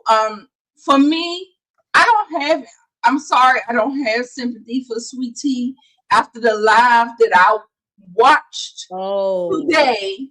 Yeah, in real time after she watched the episode and filmed that live. I do not have. She willingly went into this man's DMs after it was documented on national TV how he treated the last woman, and she willingly jumped into his fucking DMs talking about, tag me, coach, tag me. Girl, no. You knew the fuck you was getting, and you getting what you got. So I don't feel sorry for you. Sorry, not sorry. So yeah, no. It's an absolutely no for me. I understand. Yeah, no, carousel was muffled. Yeah. I get it. It was off of TikTok or whatever. So, and I have to give Shayna. I want to highlight Shayna's comment. Greg lashed out at Tisha because it was misdirected anger, and we saw him do that on the couples trip. The way he treated her, the night when Qua was drunk boots. Now I will say, Tisha did not. T did not deserve that. Even Heavenly was like, I mean, T didn't really do much. Like, she really didn't say much. It was like he wanted to lash out on Quad, but he couldn't, so he did it to T. Mm-hmm. And even in this scene, even though I feel like she is naive and she sounded stupid, she was being calm though. She was so calm. There was no rhyme or reason for him to get so upset with her. Girl, he's a narcissist. He's a narc. He's a piece of listen, he's a piece of goddamn work. And I saw it with Quad. And I don't know why last week there were so many Greg apologists just up his scrotum. And I'm just like, do y'all just have revisionist? Yes, a lot of y'all do have revisionist history. A lot of y'all, like we said, you put blinders on when it's a woman that you don't like on a show. You guys put blinders on. Y'all did it to Kenya when she had an abusive ex. Y'all, I've seen a lot of you women who so-called support women. I've seen you guys do that. And this just further proves and reminds us, of what Quad had to go through. The proof is there. If y'all can go on Peacock, Bravo TV, and go run the old episodes. Greg has been verbally and mentally abusive and was physically abusive to Quad, and it shows. Yeah. It's not what you, like Nita said, it's not what you say, it's how you say it. he could have been loving and comforting to T. Right, like, yeah, baby, you had my back. Like, yeah, that means 100% that you had my back. But baby, just the same way Quad said when King said you can talk to him however you want to, but he don't get to talk to you. It's the same way that Greg could have reciprocated that with Sweet Tea. Like, exactly. Baby, you could have had my back 1,000%, but you don't have to do that because I got it. You know what I'm saying? Like, exactly. Something about the way he communicates. He is so condescending, demeaning, belittling, berating. Like, yes. Absolutely no. And the fact that motherfucker is a medical professional, baby. These are the type of psychiatrists and therapists that Marceau, hello, all of y'all from Huntsville. Those are the type of dudes that you want to be in the corner. I don't know how now I will say this as someone who works in the field and whatever. I thank God. I'm actually thankful that he's a psychiatrist versus a therapist, because as a therapist, he is terrible. A psychiatrist is truly, how do I say this without disrespecting them or putting down a psychiatrist is really, in my opinion, more medicine based. Once you get, first of all, they are the ones that can prescribe medicine. They are the only ones I think that can prescribe. I don't think a psychologist, a psychiatrist is the only mental health professional that can prescribe you antidepressants and all those type of things. What all that Greg, and I don't want to put down other psychiatrists, but I'm so thankful that Greg is not a therapist. Trust and believe he's not giving no therapy. All Greg is doing is checking on his patients, writing prescriptions, seeing them maybe once a month, once every couple months. However, there is some level of conversation about mental health. And I told y'all last week, if you guys, even prior to this episode, if y'all go on Google and type in Dr. Gregory Lunsford reviews, he has a lot of bad reviews. And he's just a psychiatrist. Like and that sounds so bad when I say it. When I say that he's just a psychiatrist, all that means is that he is not a therapist where he is really providing therapy to people, like behavioral therapy or family and marriage counseling. Like, thank God he's not doing any of that, because he would be atrocious.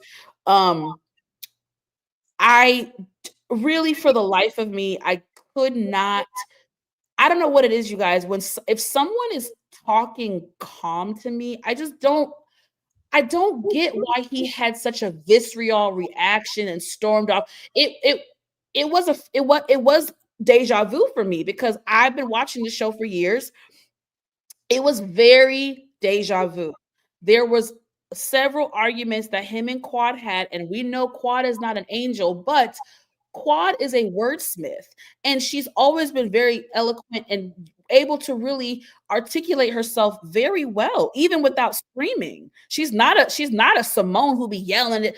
Quad don't really yell like that. Sometimes, a lot of times she doesn't. So there were episodes where she's talking to this nigga like normal, and he did what he did with T and yell and curse and storm out. Remember when he stormed off in his little mini? What's the little Mini Cooper? Mini Cooper. And what did he say to that? First of all, guys, the fact if he felt comfortable saying that shit to her on camera, mic'd up, can you imagine what he says to her behind closed doors? T kept trying to tell him, calm down, stop it, don't say that, stop it. And what did he say, Nita? He said, I don't know who the fuck you think you're talking to. Did he say that at one point? Twice. She said, stop it. And the only reason why she was saying stop it is because his dumb ass didn't know, but she knew that they was mic'd up. Yep. And she was he was on the show for like 6 years before they not gonna stop it, T. This is who he is. Yeah. And because he has women willing to hello T, women willing to jump in his goddamn DMs after you just witness him do the things that he did to the previous woman. That's why he's never going to change. I just can't believe so many black women. Crazy work. So many protect black women people were in the comments last week. Just, oh my God, just up his. Y'all, if y'all can please watch. Oh my God, when I tell you that video sent my pressure, but I was just like, yeah, no, she signed up for it. That's why I don't have no sympathy for it. That's why I said, he was like, I feel sorry. I do not. Yeah, it was really uncomfortable. It was really that scene. Yeah, Kira, I don't want to be disrespectful, but yes, he's in the grand scheme of things, he is just prescribing medicine. It's hopefully when. How long do you think that T will get her self-worth in? Oh, girl, that's a deep question, Nita.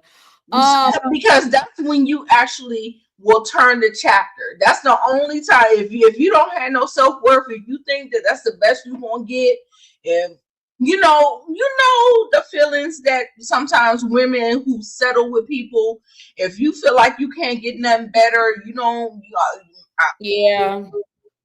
When it's her self-worth, shout out to Quad. Like, y'all hate Quad all y'all want to, but girl, when I tell you she closed her womb off and she said, you cannot have access to this, I will not duplicate you. When I tell you, I will always give Quad credit. It's a blessing.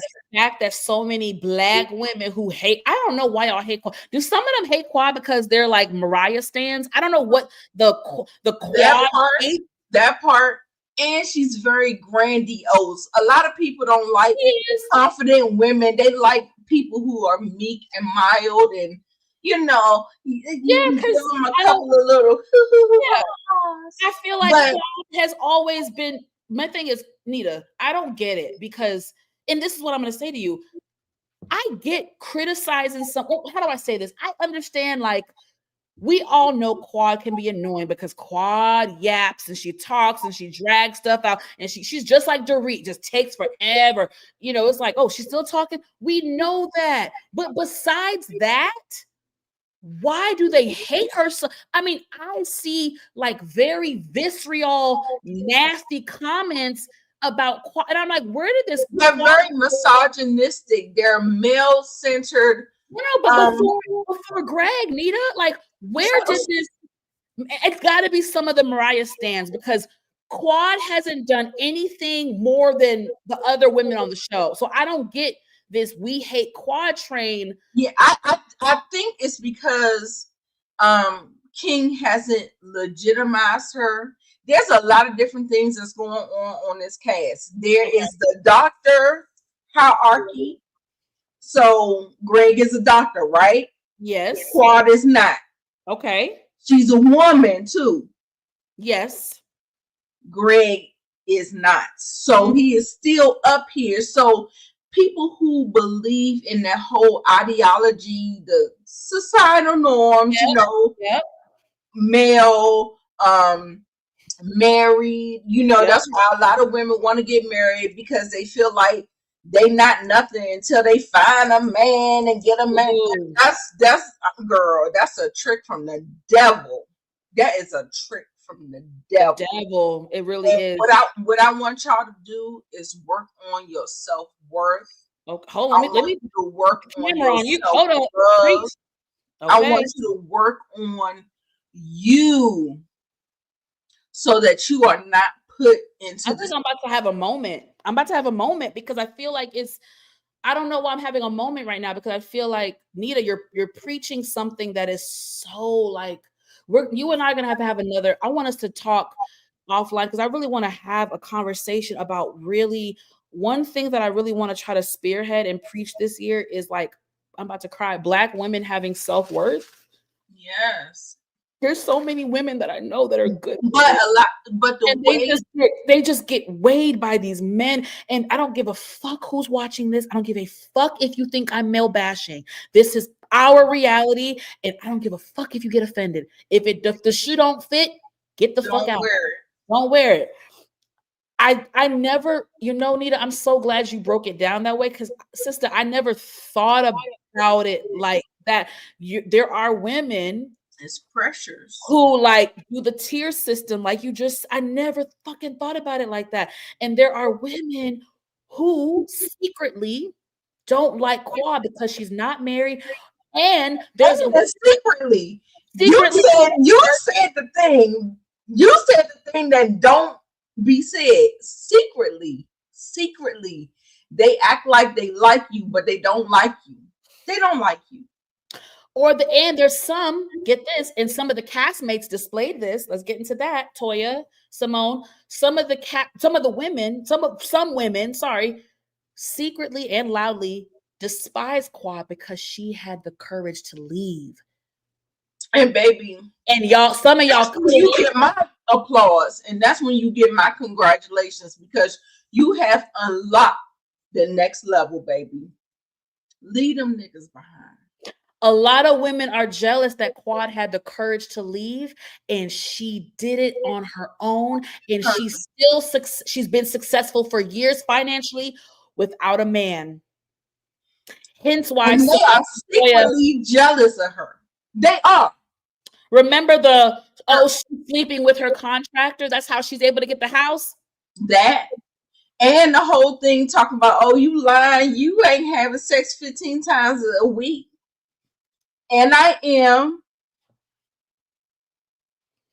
Some of the comments I read really bothered me. And the fact that they came from Black women really, the saying, all skin folk ain't kinfolk. We got to come up with a saying for Black women, because it's like all of y'all not sisterly. Y'all are not all sisterly. Right.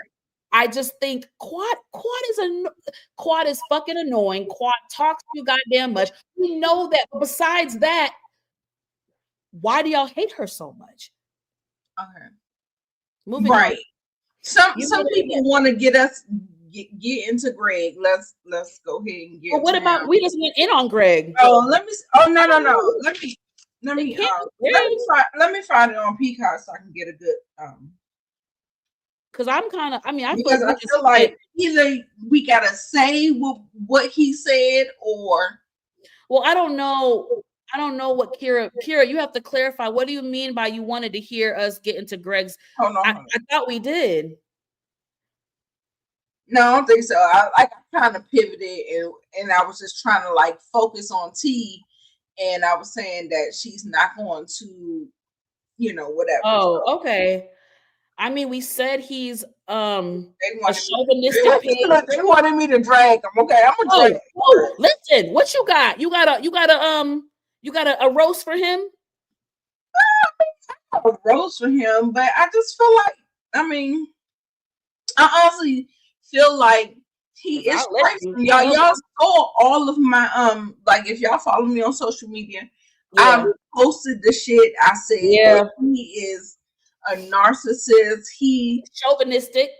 He is trifling, and he doesn't even mind to be trifling. He comes on a show. Not only did he show his fucking ass the first time, he comes back on the show with a different woman and do the same thing.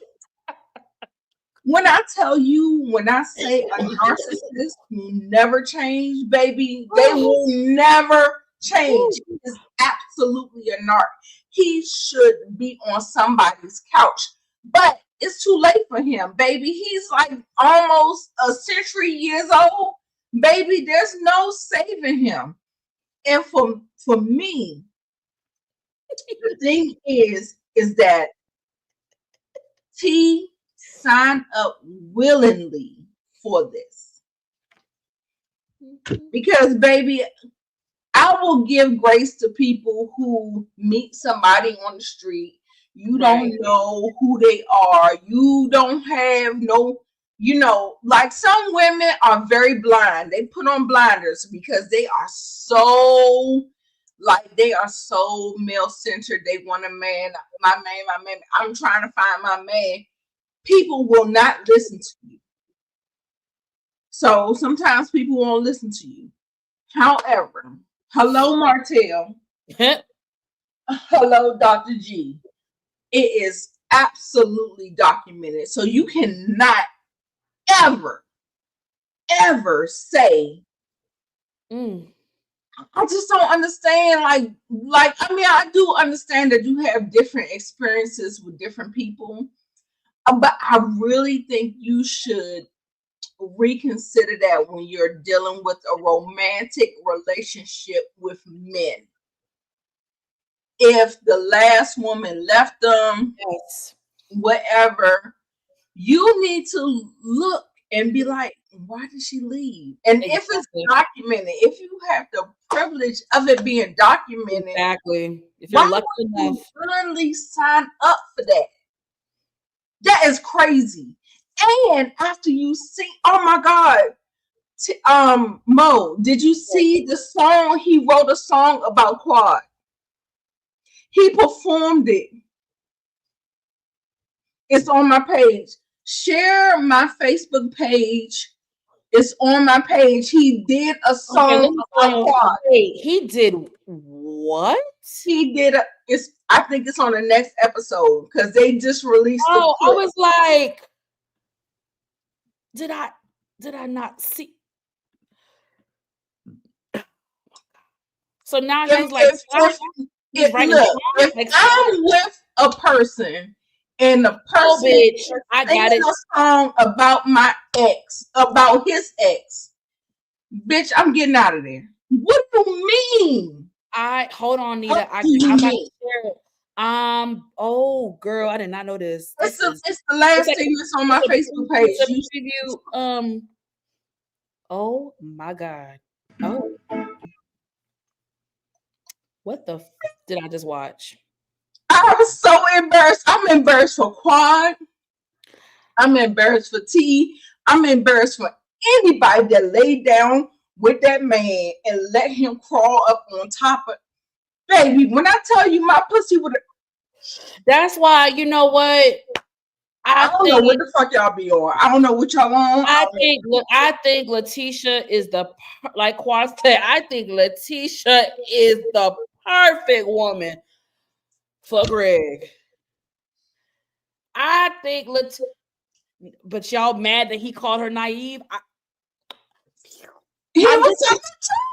don't like the way he talked to her, but that's what I say. I said he for real. And he knew that. That's why he got a 30-year-old. That's why he got with a 30-year-old, because he knew that. Letitia said, good job. But she actually, like, my ears hurt. My ears are hurting. Yikey. Kira said, oh no, not all that squeaking. Baby, even the man was laughing. I was like, oh my God. Look, great. But you know what? He has no self-awareness. He needs to walk away from this show because, baby, when I tell you he is ruining his career, he is ruining his character, he is ruining everything about himself. He has absolutely nothing. Like, he is in the gutter. Well, not to some girls. Girl, oh my God, I be wanting y'all to wake up. Can y'all wake up? Can the girls wake up? I don't know anything about the production on this show, but I am willing to bet some big bucks that Letitia and Greg will not be back next season for a lot of reasons. Lord, I'll say that. I don't know if y'all suffered and watched the Watch What Happens Live episode last week with Contessa and T, but it was insufferable. I mean, even Andy Cohen couldn't keep a poker face. He was looking at Letitia like, with the crazy face. I don't think they're coming. I mean, and to be honest, with these type of shows, once you run the course, you run your course. Like just like Destiny. Well, I don't know if Destiny will come back on Huntsville, but it's kind of like at this point, T and Greg have ran the course. Like there's not much more that can happen at this point. Like it's time to bring in some new people who are better, who fit better on this. It's just I wanted her to get a second season because I felt bad for her first season, but I'm good on you, girl. I know I gave her a fair chance. He sung a whole fucking song about his ex-wife, Y'all, we gotta move on because we gotta. There ain't much to really talk about with this shit. I'm gonna let you spearhead this shit because I really don't got much to. What am I doing? Where we going? Hold on, what am I doing, friend? Okay, here we go. I'm so sorry. Let's talk about this. Can we just get to the only thing that I really wanted to talk about? Yeah, that's I feel like we kind of touched on it or whatever. I did want to. I didn't say nothing about how Mimi was saying that she thinks. Dr. Mimi was saying that she thinks that they're trying to get in between their covenant. I was like, I hate you bitches. I hate you. I mean, it is. I like her. I just think she was overstepping. You'll learn your lesson, and that's all I can say about that. Like, because nobody was trying to break up their covenant. Girl, do you understand that Quad upgraded? Girl, shut up. Get out my face. I can't. Nobody's trying to ruin their covenant. Nobody at all. I feel like she was projecting, baby. You got an NFL player. You got an NBA, NFL. That man, you probably projected. Well, I wasn't thinking. Ooh, okay. He was projecting her bullshit onto. I'm not gonna say that because we don't know enough. We don't know. But I feel like we'll figure it out. If they stay on the show, we'll figure it out. And I actually want them to. I actually want to see more of them. Now, Married to Medicine has a terrible track record of not allowing people. Yeah, it's a one and done, maybe a two and done. They give the friends of one season, and I think that is unfair. I think Audra deserved to come back a second season. And a few other people over the years deserve a second season, but we may or may not see them ever again. I don't know if it was projecting. I just think she more so misspoke and spoke on things that she didn't know about. I don't think it was for her to say. I think she should have said, you need to protect your covenant and protect yourself and be at a peace of mind and carry yourself with dignity. I think there's 100 other things she could have said instead of what the fuck she said. But y'all remember what I said tonight. Okay, so we're gonna move on. But I bet you never mind, I'm not gonna say that. Did you see how the camera kept on panning as Mimi was talking and they kept on panning Quad? She didn't give him nothing. She was just like fanning. She wasn't. I was just like this. Yes, whatever, girl. Yeah, I don't know what. You're too new in this. Try to pick stuff. Like you're not. Right. I don't know. Quad ain't giving nothing. She ain't say nothing. She let her. She was just fanning, doing her thing. Professional. I mean, no shade. I know she's wealthy, but this is above your reach and your pay grade because you don't know enough. This is above your tenure. You're a temporary fill-in. I'm not gonna cast her away because of this one moment. I do like Mimi, but I needed her to. I know she's a psychiatrist too, honey, but let's move on. Okay. So anyway, Toya asked for the bowl. Toya gets the bowl. She said T did wrong, Greg did wrong, but we did wrong too. We got to look in the mirror and say we did some mean shit. Yep. It's time to take some accountability. However, side note, I don't know this to be fact, and I will never say any side conversation is fact. What I'm trying to say is I know that they have side conversations. And I know that because Heavenly and Carlos and everybody be talking and doing the producer thing, people want resolve and we need to do something and whatever. And I feel like this conversation needed to be had in order to keep this thing on the rails. If this conversation wasn't had, it was going to fly off the rails. People are already saying that Married to Medicine has lost its plot. I don't think so. We're just watching people and they're trying to have something for somebody to talk about. And so, come on, y'all got to give them some grace. They are on a TV show. They have to have something to talk about. So that's why I don't try to go too deep and be too that's true. Whatever. But they have something to talk about. They have to have something to talk about. Like if everybody resolved a conflict like perfectly, it is what it is. Like, what are you talking about? Like, that's not how this works. And Nita, to your point, like we talked about earlier, I think a lot of the viewers have they put on their own set of blinders and are very unrealistic, because I would love to know how some of the viewers who are so critical, I wonder how they handle conflict resolution, because I don't know anyone who handles conflict perfect every single time, 365 days a year. You know, like I don't know that. So it's like sometimes when I read the comments and it's like, oh, you should have done this, you should have done. It's like people be on such a high horse and they be so unrealistic. Like I like one thing I like about you is like you kind of allow people to be people, in the sense of like you're never gonna the real world. You're never gonna shun someone for having a authentic human reaction.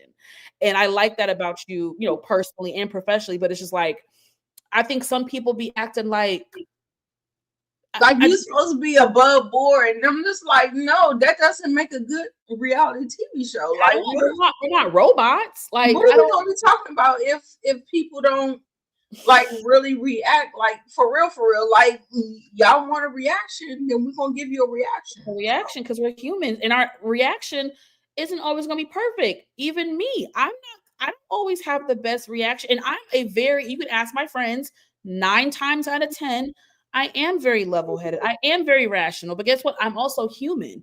And I may have that day where I'm not the most rational, or my reaction is a little bit out of pocket from my behavior and demeanor and character. And I have to eat that, and I take accountability and I move on. And that's why I'm able to sustain friendships for over 15 years, because I take accountability, you know? So nonetheless, I want to also give Toya her flowers again. But do you see how different Eugene looks in this photo with what Toya is saying and how Eugene's face is scrunched up? Mm-hmm. Simone's face was scrunched up. Heavenly was the only person that kind of had, like, you know, you don't be knowing whether or not people are cooking up things behind the scenes and what they're doing or whatever. And how y'all feel about it? How you feel about this whole thing? Like, because I feel like Eugene missed the mark. Usually I'm with Eugene. He missed the mark. Eugene be having some. I wasn't agreeing with his logic. I actually said it today on a Facebook comment. I said no matter how annoying Toya has been, no matter how annoying Heavenly has been, I have always said I think Heavenly and Toya are the realest cast members on the show.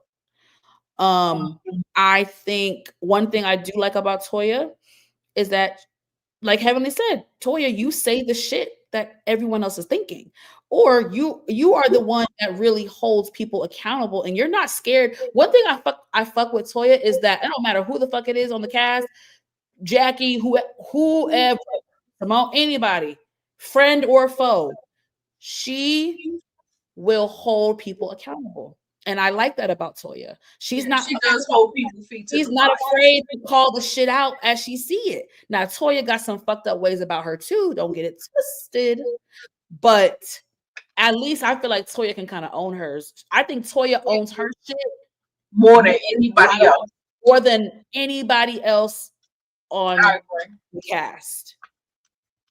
I don't care what nobody say, real recognized real, and that's why Heavenly was the only one that spoke up and said, Toya, thank you for keeping it real, and thank you. But I will say, when the fire gets a little hot underneath Toya, she ready to fight your ass. She will fight. No, Toya, season 1 fighting, Audra fighting. She'll fight you. Toya has a lot of fault, and y'all can go back. I have roasted Toya, but again, this is a cast where I have talked shit about all of them. I have critiqued all of them. They have all gotten on my nerves. They've all done things I haven't liked. That's why I'm just like, I look at them like everybody can get it. Can you highlight Miss Kira's comment? She said, Greg can be a part of the men's group and he doesn't have to be on the show. Period. That part. Like, Quad has been on the show since its inception. Exactly. And then all of a sudden, they break up. He takes off a season or two. No, 3 or 4. He took off 3 or 4 seasons. It was that many seasons? Yes. I don't know why people keep saying 1 or 2. No. Greg has been gone for 3 or 4 seasons. Greg has been gone for 6 years. Y'all, 7 years. No, I'm sorry, because 6 years was 2019. Greg has been off the show for 6 or 7 years. Yeah. So, like I said, like, he does not, like, when he said, that's why I said I didn't fuck with what Eugene said. I was just like, Eugene. What about what Big Country said? What do you damn side? No, what about because I want to get your commentary on what what the nigga name? Big old Curtis. Because Curtis, I think because understand, y'all, and I'm glad Eugene said it on camera. I don't know if it was this episode or not. No, it was last week's episode. I don't know. I will say I don't get that. Eugene did say on camera that he's not he said I'm not as close to Dr. G as you are. He did say it. Cecil, it looks like Cecil and goddamn, what's his nigga name? Curtis are closer, especially Cecil, are closer to G. So what did you think about their stance when it was kind of like how do we properly, reach out and make Phaedra and G and T feel welcomed in the group? And what did you think about that dialogue or whatever? I mean, I felt like it wasn't much because they didn't know what to do. Yeah. But what took me aback in that conversation, and I might be going backwards, was with Dr. Mimi when she was saying that if you're unhealed and you may have to bow out the group, you may not be able to be a part of the group. And they kept on paying the only reason why King and Quad,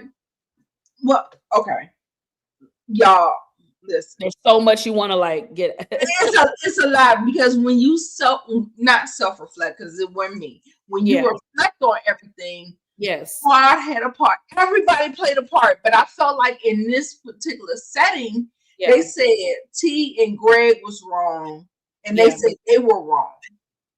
But I felt like almost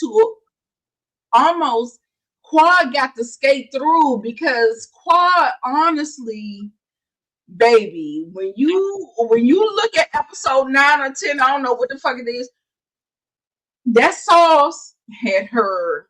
Yeah, that rum punch, like Quad kicked the shit off. T kicked the shit off.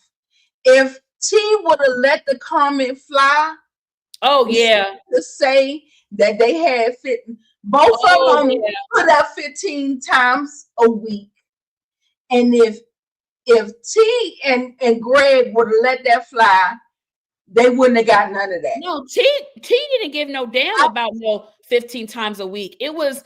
I heard Toya say something, and Heavenly say something. Right?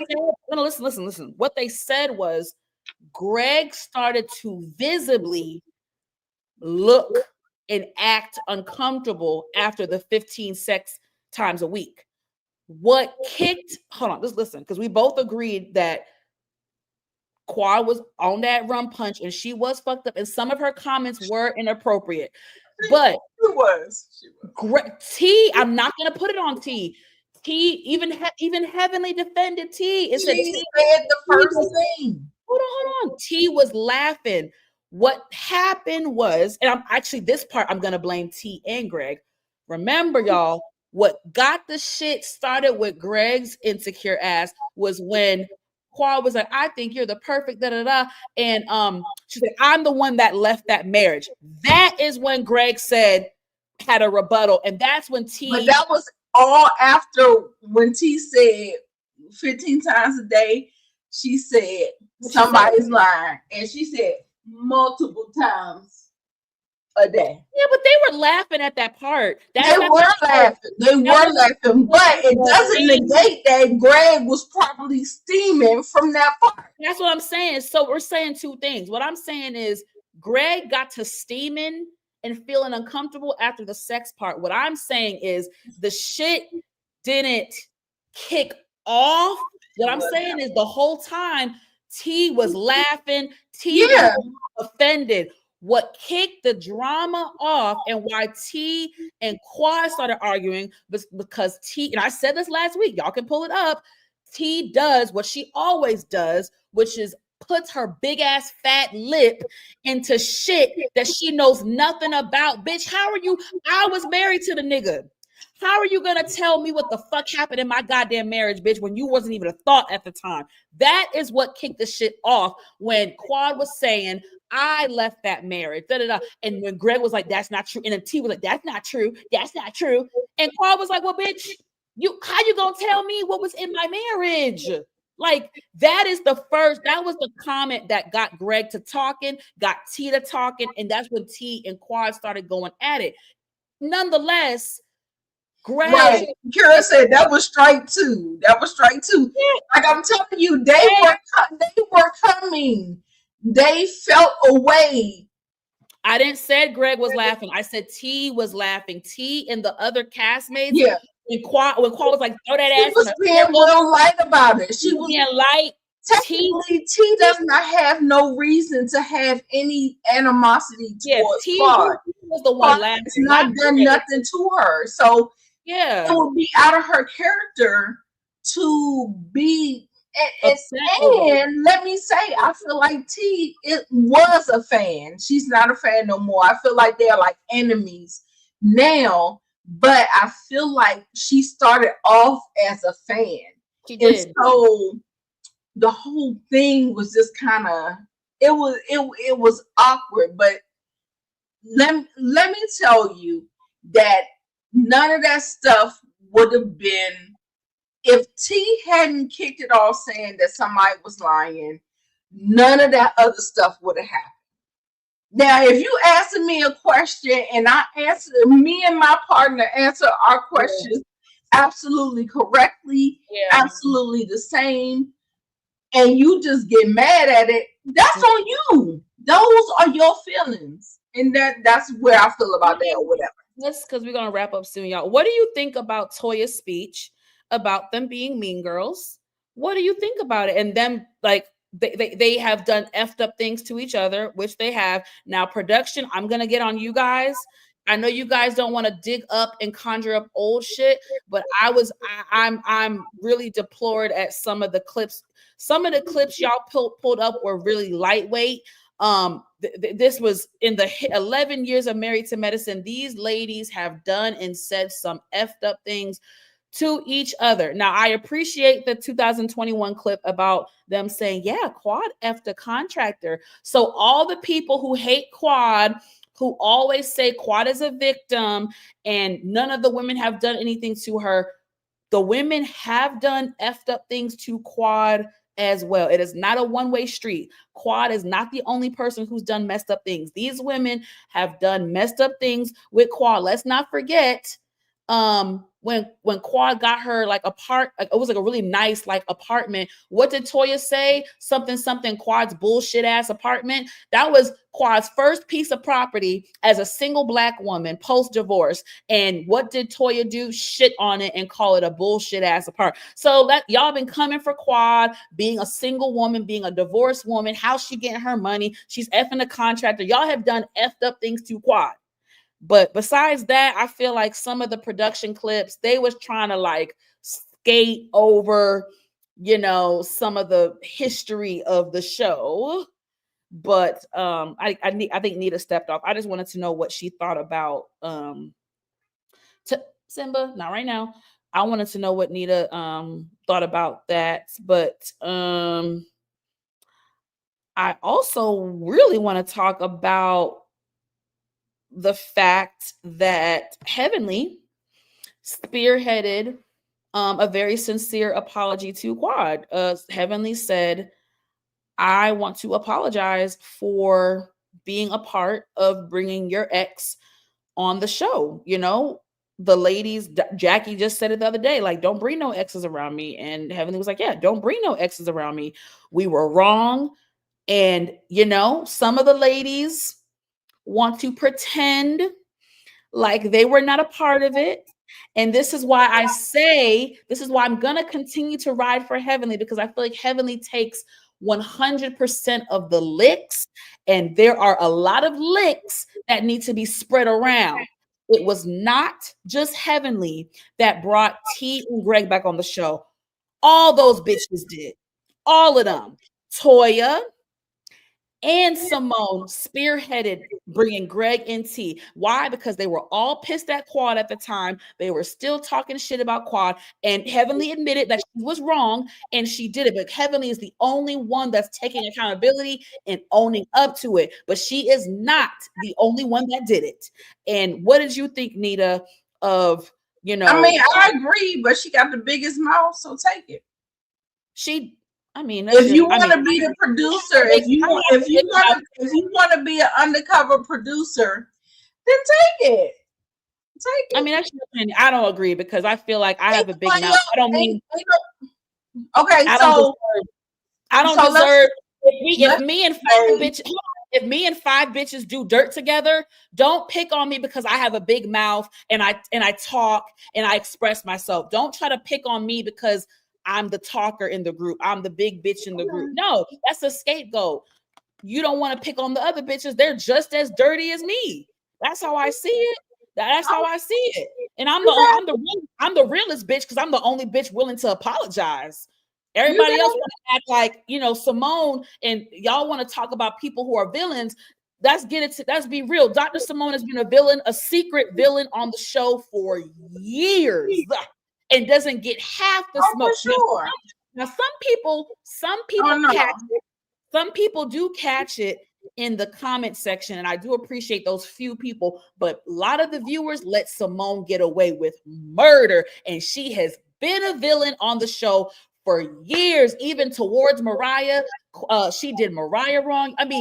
Simone is a flip-flopper. Simone does so much dirt, but it's easy to let Heavenly be the fall guy, and that's all I'm saying. But what did you think? What do you think about Toya taking accountability?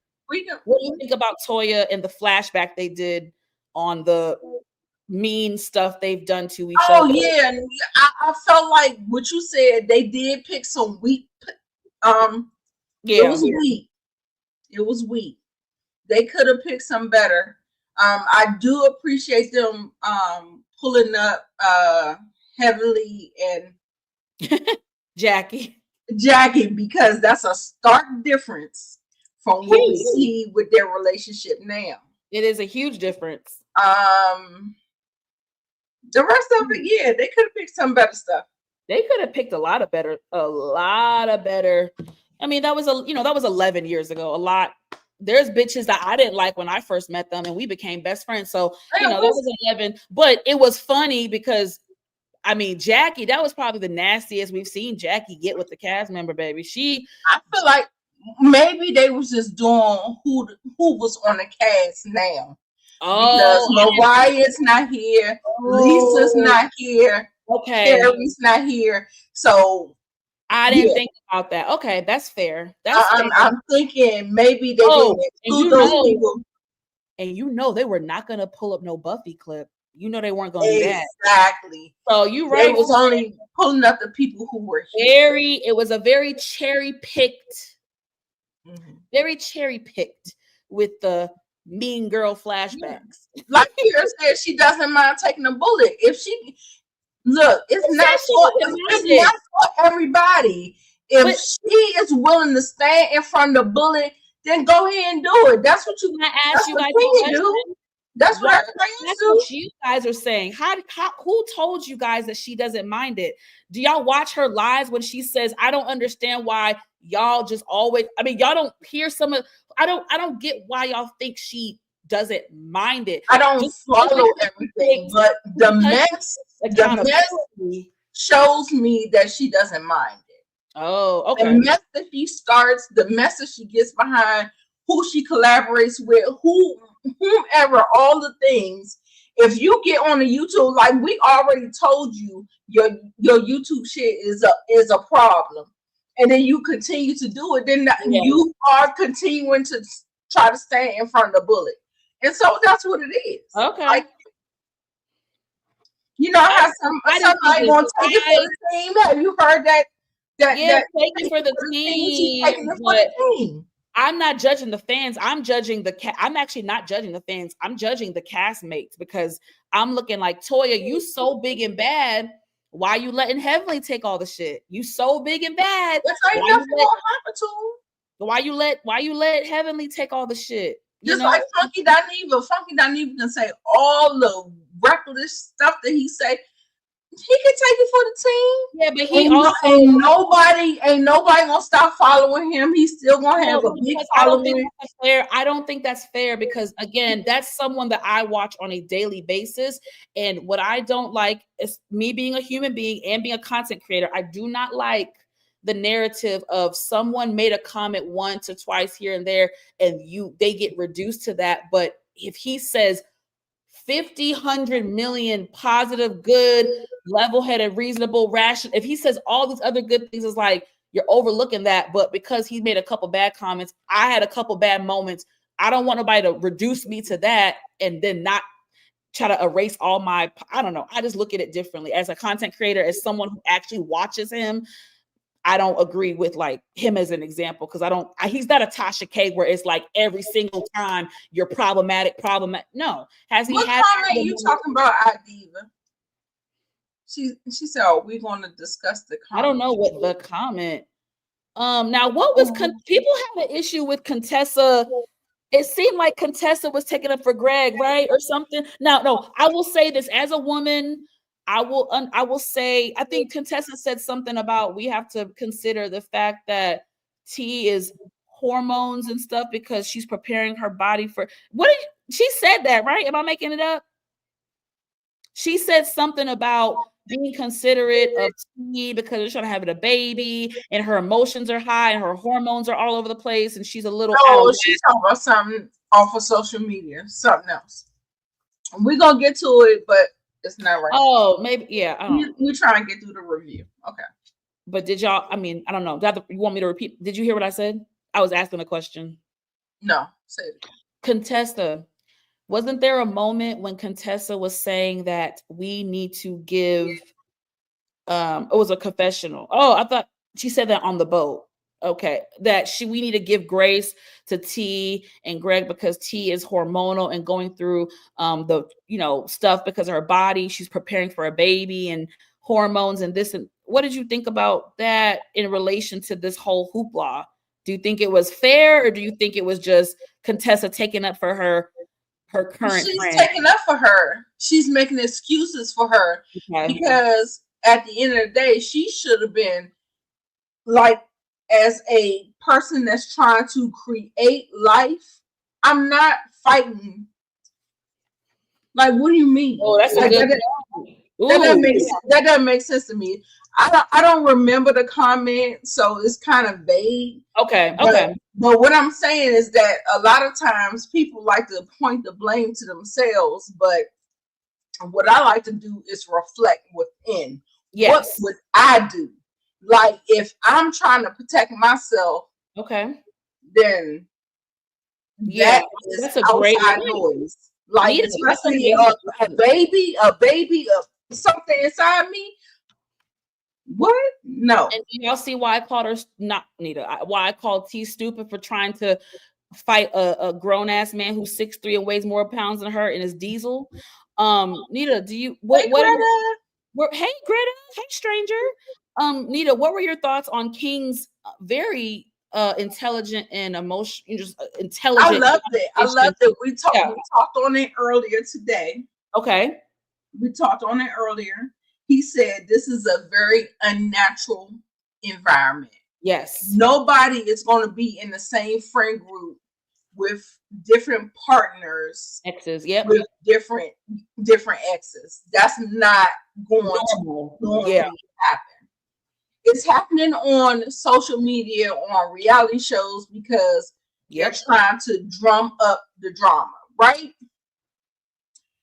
Everything I agree with, like I'm Team King. Baby, when I tell you ride that man into the sunset, baby, that's what I'm doing, okay? You are not around your ex normally. Nope. But he did say that they both haven't done the work. And I don't believe that. I feel like in a situation, if you, like when people say that you have to disappear from people and you cannot, like, I know, I remember back in time, I used to be like, yeah, we kind of fell out, but I'm not going to unfollow them. No. No. Okay. To protect my peace, I cannot continue to follow these people. I don't want to see, because I mean, maybe I haven't done the work, but no, maybe I just don't want to see them motherfuckers no more. I agree with that too. Yeah. Like, I mean, I just don't understand. I don't understand. Like, I'm trying to figure out, like, what you mean do the work. Like, I don't know. I mean, I understand what he meant, and I think it's very clear. And I think he actually said it on a previous episode that Quad, and again, to his point, and to be fair to Quad, we have to be able to determine, was Quad simply just triggered by Greg's presence? I'm take that back, because King did say, no, but listen, King, I'm trying to defend King because I get what he's saying. When he says they didn't do the work, it's not that Quad hasn't done any healing. I think Quad still has some healing to go, because King said they have had intimate conversations about Quad's marriage. And I think he or she, they said something where she will kind of do something to him, say something to him, and she's apologized to King for, I don't want to say punishing him for Greg.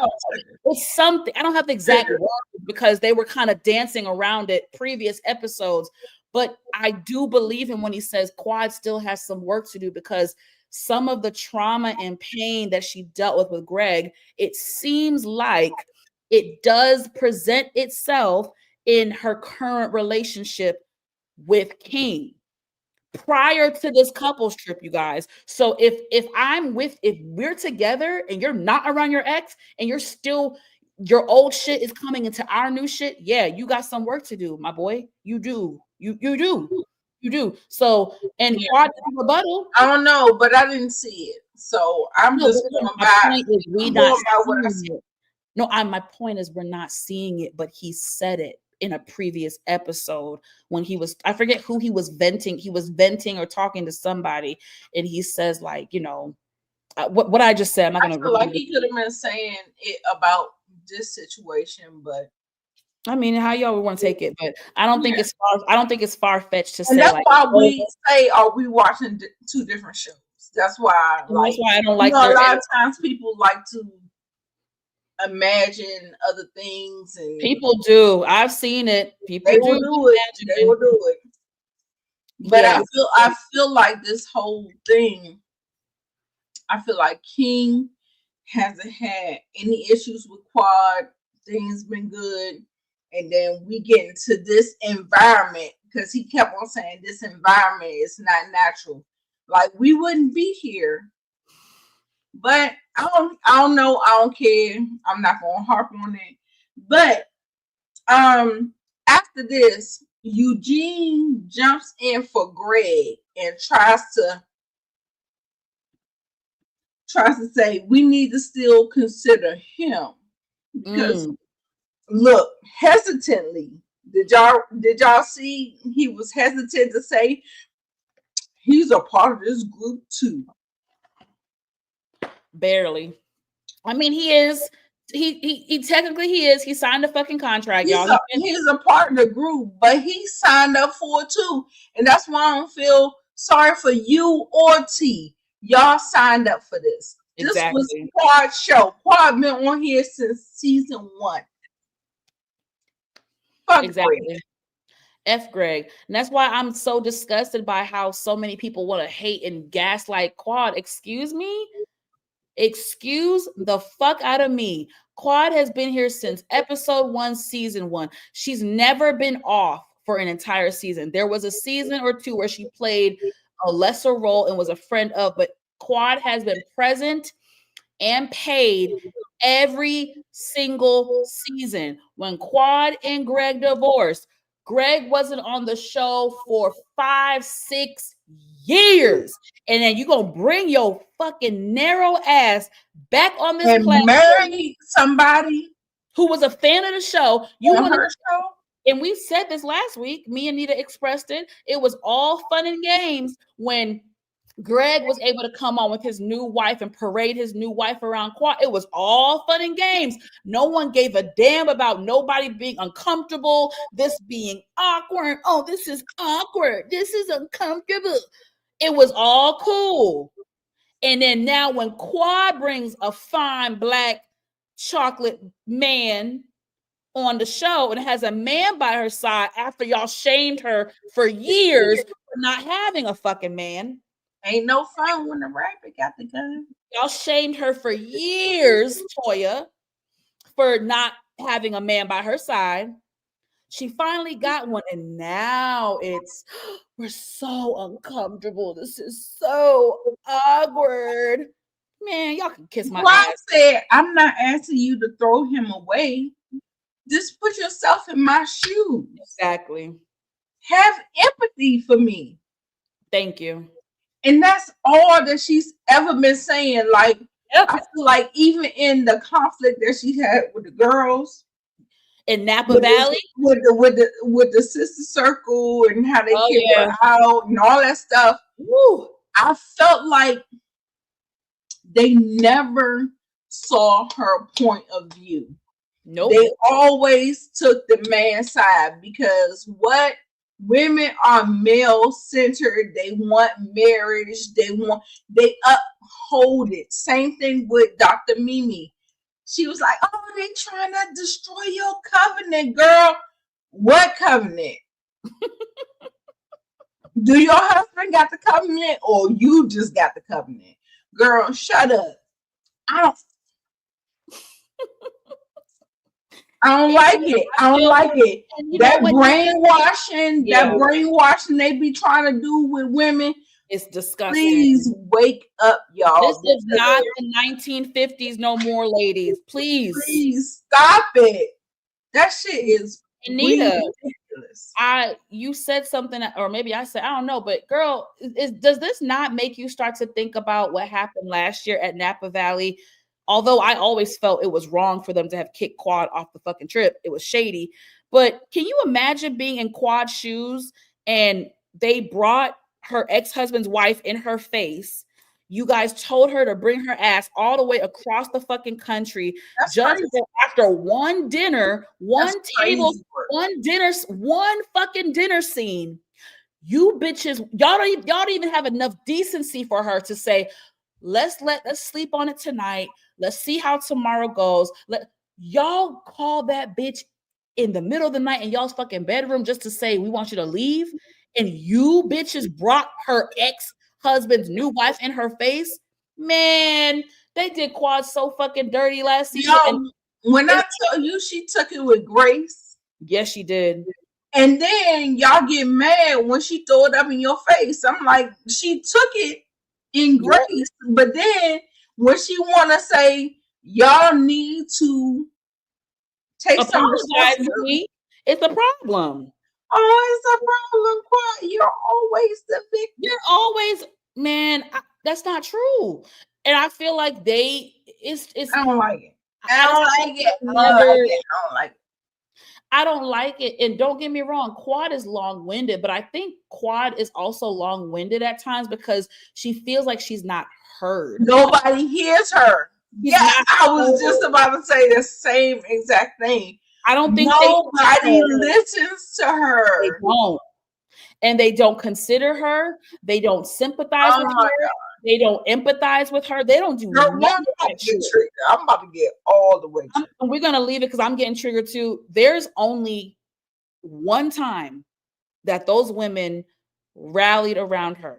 It was very brief. Only one time they showed her sympathy, y'all. That's some bullshit. It was at, hold on, I'm gonna take it back for you, Nita. Listen, there's only one time that I can vividly remember that the ladies did support and rally around her, and that was at the infamous reunion. I forget what season it was. It was the infamous reunion where Cecil and Simone were about to divorce, and this was also the same reunion, you guys, where Greg revealed that he almost cheated on Quad because he was out one night. I met these girls. We went back to the hotel. I was about to do it, but then I said, no, I left. Remember that? Remember the bitches is looking for you. Remember that? Remember when Greg almost had sex with a bitch in the hotel and then the bitch tried to extort him? Hold on. It tried to extort him for fucking money. Then he went to Quad, his wife at the time, and had the nastiest attitude. He didn't come to her humbly. He didn't apologize. He said, this bitch trying to extort me. Help me.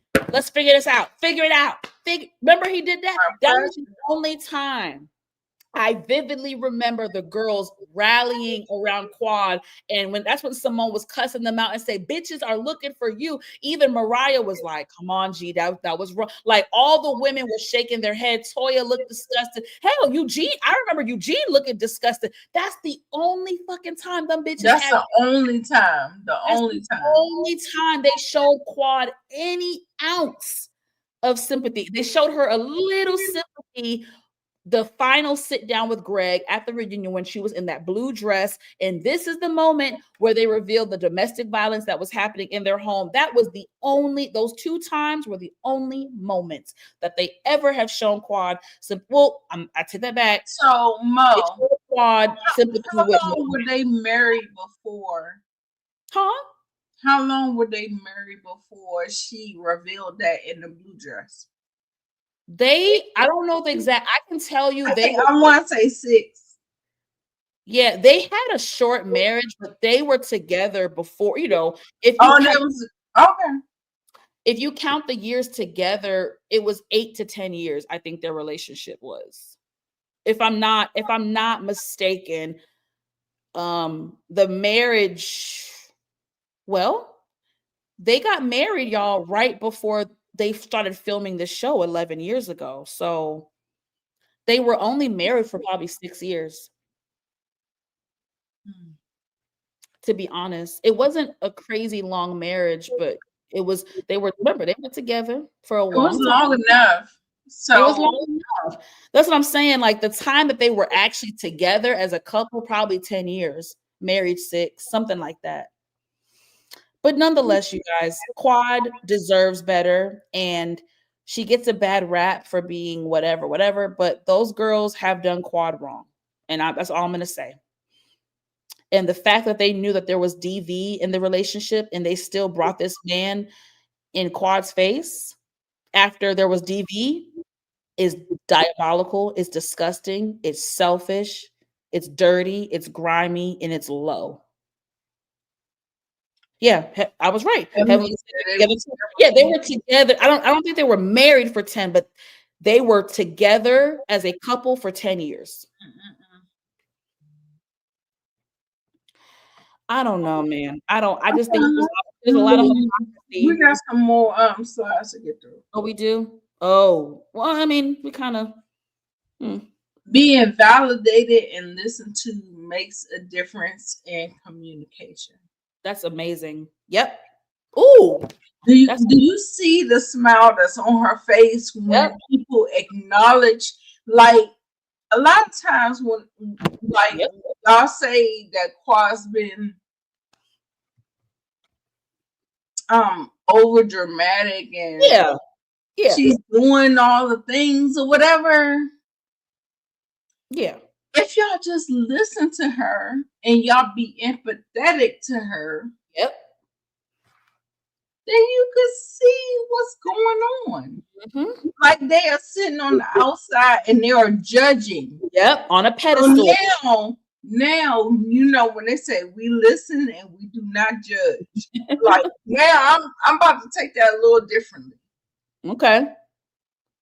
But at the same time, I'm sitting up here and I'm like, I feel like Quad was actually listened to and validated.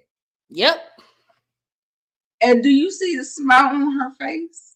And you know why she was validated and listened to, Nita? Because she had a nigga next to her. Ain't that sad? It's really sad. And that's one of the things I want to say. She had a man next to her, y'all. Why you think they finally listened to her? But a lot of them still didn't respect him because they wasn't married. They want people to be tied to each other. Oh, the goalpost keeps moving. Got it. Yeah. They want them to be tied to each other. And so, first of all, like I said, the hierarchy, the doctors, the marriage, look, they down here. They down here. Y'all not doctors, and you a man, you a woman, but y'all still not married.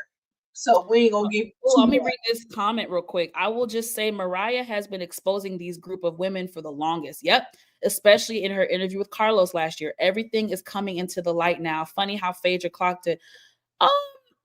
Yes and no. I don't know about the Phaedra part, but I agree with everything else you said. I think Mariah was one of the first people to call Simone a villain too. I know she came after Jackie, but I think she called out. She went head to head with Simone a couple times over the years. Yeah, Mariah wasn't perfect. Mariah had her flaws, but she did call a lot of shit to the carpet, and she was correct about a lot of things. I will say that. I want to know who thinks that a woman is invalidated if they don't have a husband. I don't. People in the chat, if you don't feel validated without a husband, put a 1. You're saying I think society puts that pressure, but in my personal life, nobody makes me feel that way. Thank God. No one makes me. Thank God. No one. Do you act that way? Like, because I don't feel that way. You know what I'm saying? I don't feel that way. Okay. And I don't surround myself with women who have that barbaric caveman male identify. I don't really have any girlfriends in my circle who are male identified. So none of them would really, you know what I'm saying? None of them would ever project that onto me. But sadly for Quad, that's not the case for her on this show. And they wonder why. It's so disgusting. It's actually really abusive. They wonder why Quad over the years started to venture out and find different groups of friends outside this group. Y'all really wonder, why do y'all think, I mean, do they ever, again, the lack of self-awareness, why do y'all, it's like no matter what Quad did, they punished her. They punished for Quad for, honoring and respecting Sister Circle. They punished Quad for hanging out with her other friends. They punished Quad for getting a divorce. They punished Quad for not giving him a baby. They punished Quad for being a single woman. I mean, if I had friends like these, I would definitely try to find a different group of women who actually supported me and didn't put me down. Yeah. And so the last scene was Contessa talking about Greg was on fire when we talked to him. Oh, yeah. And King and Quad were calm. So who's mad? Okay. We ain't gotta say nothing. We ain't gotta say nothing. Mm-hmm. You have to remove yourself if you can't be a part of it.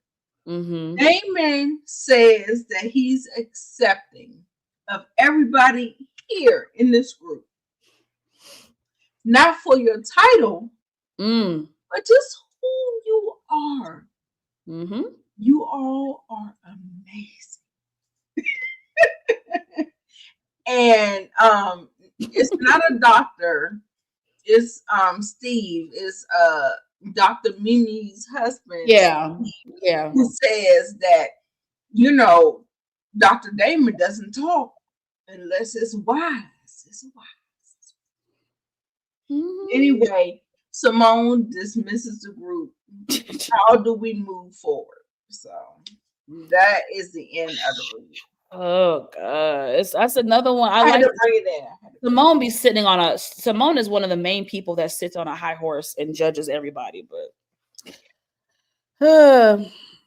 I'm just saying, I'm starting to see it. I'm really starting to see it these last couple of years, man. I don't know where we go from here, y'all. We'll see. I think we have maybe they. Did you what did you see with the what you see with the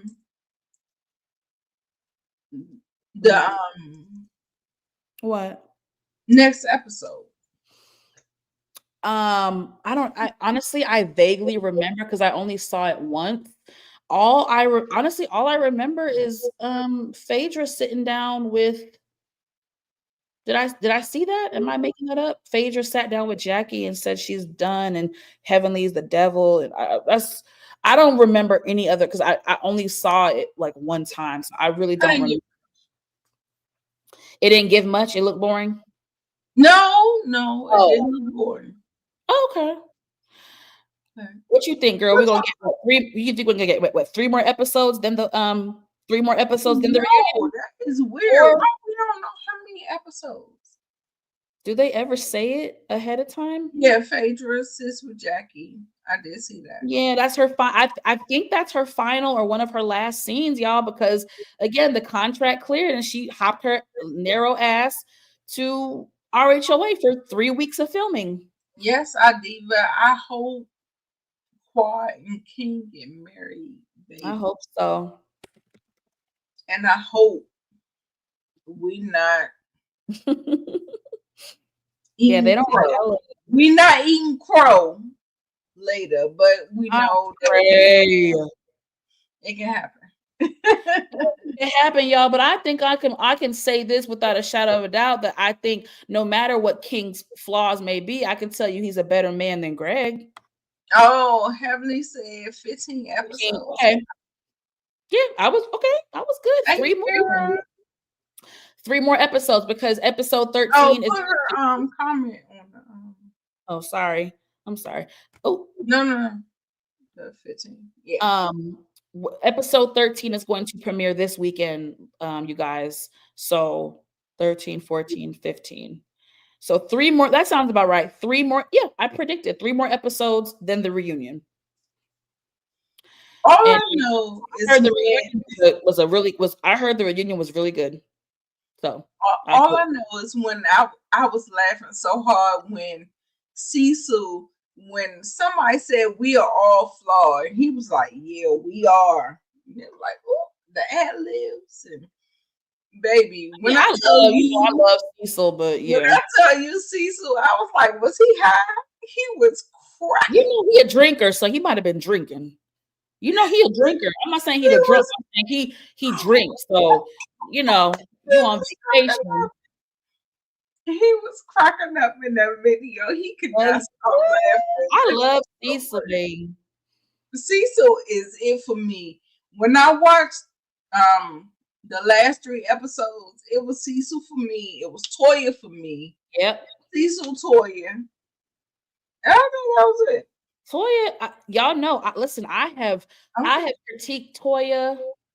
I have gone in on Toya, but I was mad about you, dude. I'm mad. No, I'm saying in the 11 years I have gone in on Toya at different moments, but I have always said Toya is great television, and she is a big part of Married to Medicine, y'all. She's a huge part of Married to Medicine. And I don't think she gets the credit sometimes that she deserves. Because I'm gonna be honest, y'all, the show would I cannot this is like this is a fact almost. If it wasn't for Toya, Heavenly and Quad, the show would not have lasted for 11 years. We already know Jackie and Simone are the medicine, and they're not gonna get their hands. Well, Simone be getting her hands dirty, but to an extent,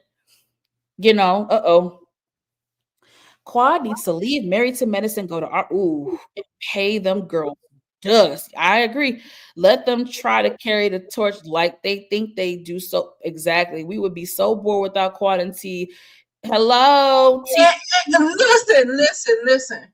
I think this is an unpopular opinion, but I feel like they use Quad. I feel like they use Toya. They use Faith. They tried to use Phaedra, and Phaedra was like, "Bitch, no, not on my watch." Listen, they use the women that does not have a doctor behind their name. Listen, this is just my opinion. You don't have to agree with me. I don't care. I'm just gonna say what I'm saying. But the girls be doing what they need to do. Mm-hmm. And that's just what it is. And I feel like that they all, the men, the women, all the ones who have doctors behind their names, they feel superior to the other girls, and the other girls are the ones that's carrying the fucking show. I agree. Don't play with me. I agree. Toya, Quad, Phaedra, and then they be trying to flip it. They be trying to flip it, reverse it, rub it down. Oh no. I agree. I get it. I got it. I clock it. Clock it.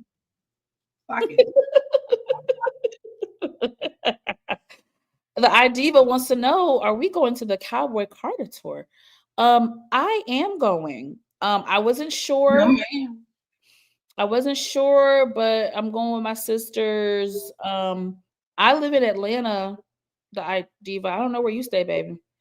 But yeah, that's that on that. I don't know who else is touring this. I went, first of all, me and Nita, just by coincidence, we are both concert heads. Like we be like, so I went to a concert this month. I saw Mary J. Blige. Like I'm a last year I saw, y'all, I can't even tell you all the concerts I went to. But you know what, Nita? Just so random. But like my most memorable concert of 2024, I think, you know who it was? It was Maxwell and Jasmine Sullivan, because that was my first time seeing Maxwell, and I've been a fan of Maxwell like my entire life, and I never got to see him in person.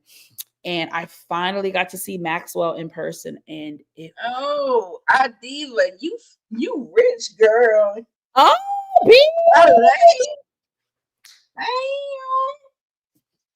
I gotta save up to come over there. I live in LA and ATL, Georgia. Let's make well, girl. If I come to LA this summer, I'll let you know, Poopy. I don't know, y'all. I'm trying to. My money ain't. I might go. I'm trying to see if I want to go back to LA for BET Awards this summer again. I don't know, but I'll let you know. Honey, I live in LA and ATL. Ooh, you got money. She said, I'm in LA right now. Okay, girl. I love that for you. I love that. Okay, great. Nita the Diva. This was an excellent dialogue. I can't believe we was on here almost 3 hours. It was I'm shocked too, but I'm such a fucking talker. And not only that, I just think it was so much. It was a lot. It was a lot of different perspectives and pieces, and I got carried away. And then we appreciate y'all for hanging in there. Yeah, y'all were very engaged tonight. Sorry, I don't have no makeup on. Oh, girl. Well, do you see me? I look like a naked mole rat. I have no lashes on. That's why I have this hat on. And girl, you got makeup. Your eyebrows are filled in. You look pretty. I don't even believe you. Oh no, those tatted. Oh, Thank y'all for another great show. The iDiva, you are becoming like one of our favorite new supporters, and we are so thankful. The iDiva, I want to thank you, Miss Kira. You pretty much stayed the whole time. Greta, yes, you know I clock it. I clocked it, Kira. And again, y'all go to Kira's page. She also did a review on Married to Medicine. She plays with the reality TV girls. So please check her out. Greta, it was good seeing you again. I definitely got to give Daria was here. Tika B. Tika B. Thank you. Remember you, boo. You got me. Tika. Definitely got to give Shayna. I know Shayna had to fell off. Queen, you popped in, sister. It was good seeing you like always. Definitely got to give Shayna her prop. She stayed for quite a while as well. She really did stay almost the whole time. So thank you, Shayna Boo. And Shayna also did a great review on Married to Medicine. I just watched it today. Y'all go check her out. Very good breakdown. Had a lot of the same sentiments as us. Differ, in some areas. Inga came through for a minute. Inga popped in. Thank you, Inga. Appreciate you. We appreciate you. I'm trying to think. Oh, Chanel. Yes, Chanel. You popped. You were in I appreciate you. What? Replay crew.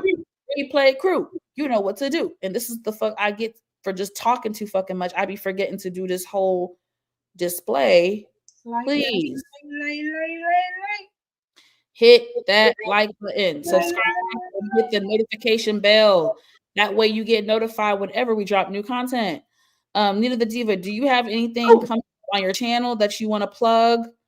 Oh yeah, we're doing Yellow Jackets. Okay. I don't know if y'all know about it. It's on Paramount. Showtime is like a wonky type of, like a Lost type of. It's very complex. It's very if you like to multitask and do different things, you cannot watch this show. You have to concentrate then. You have to concentrate. How many seasons is it? We are in season 3.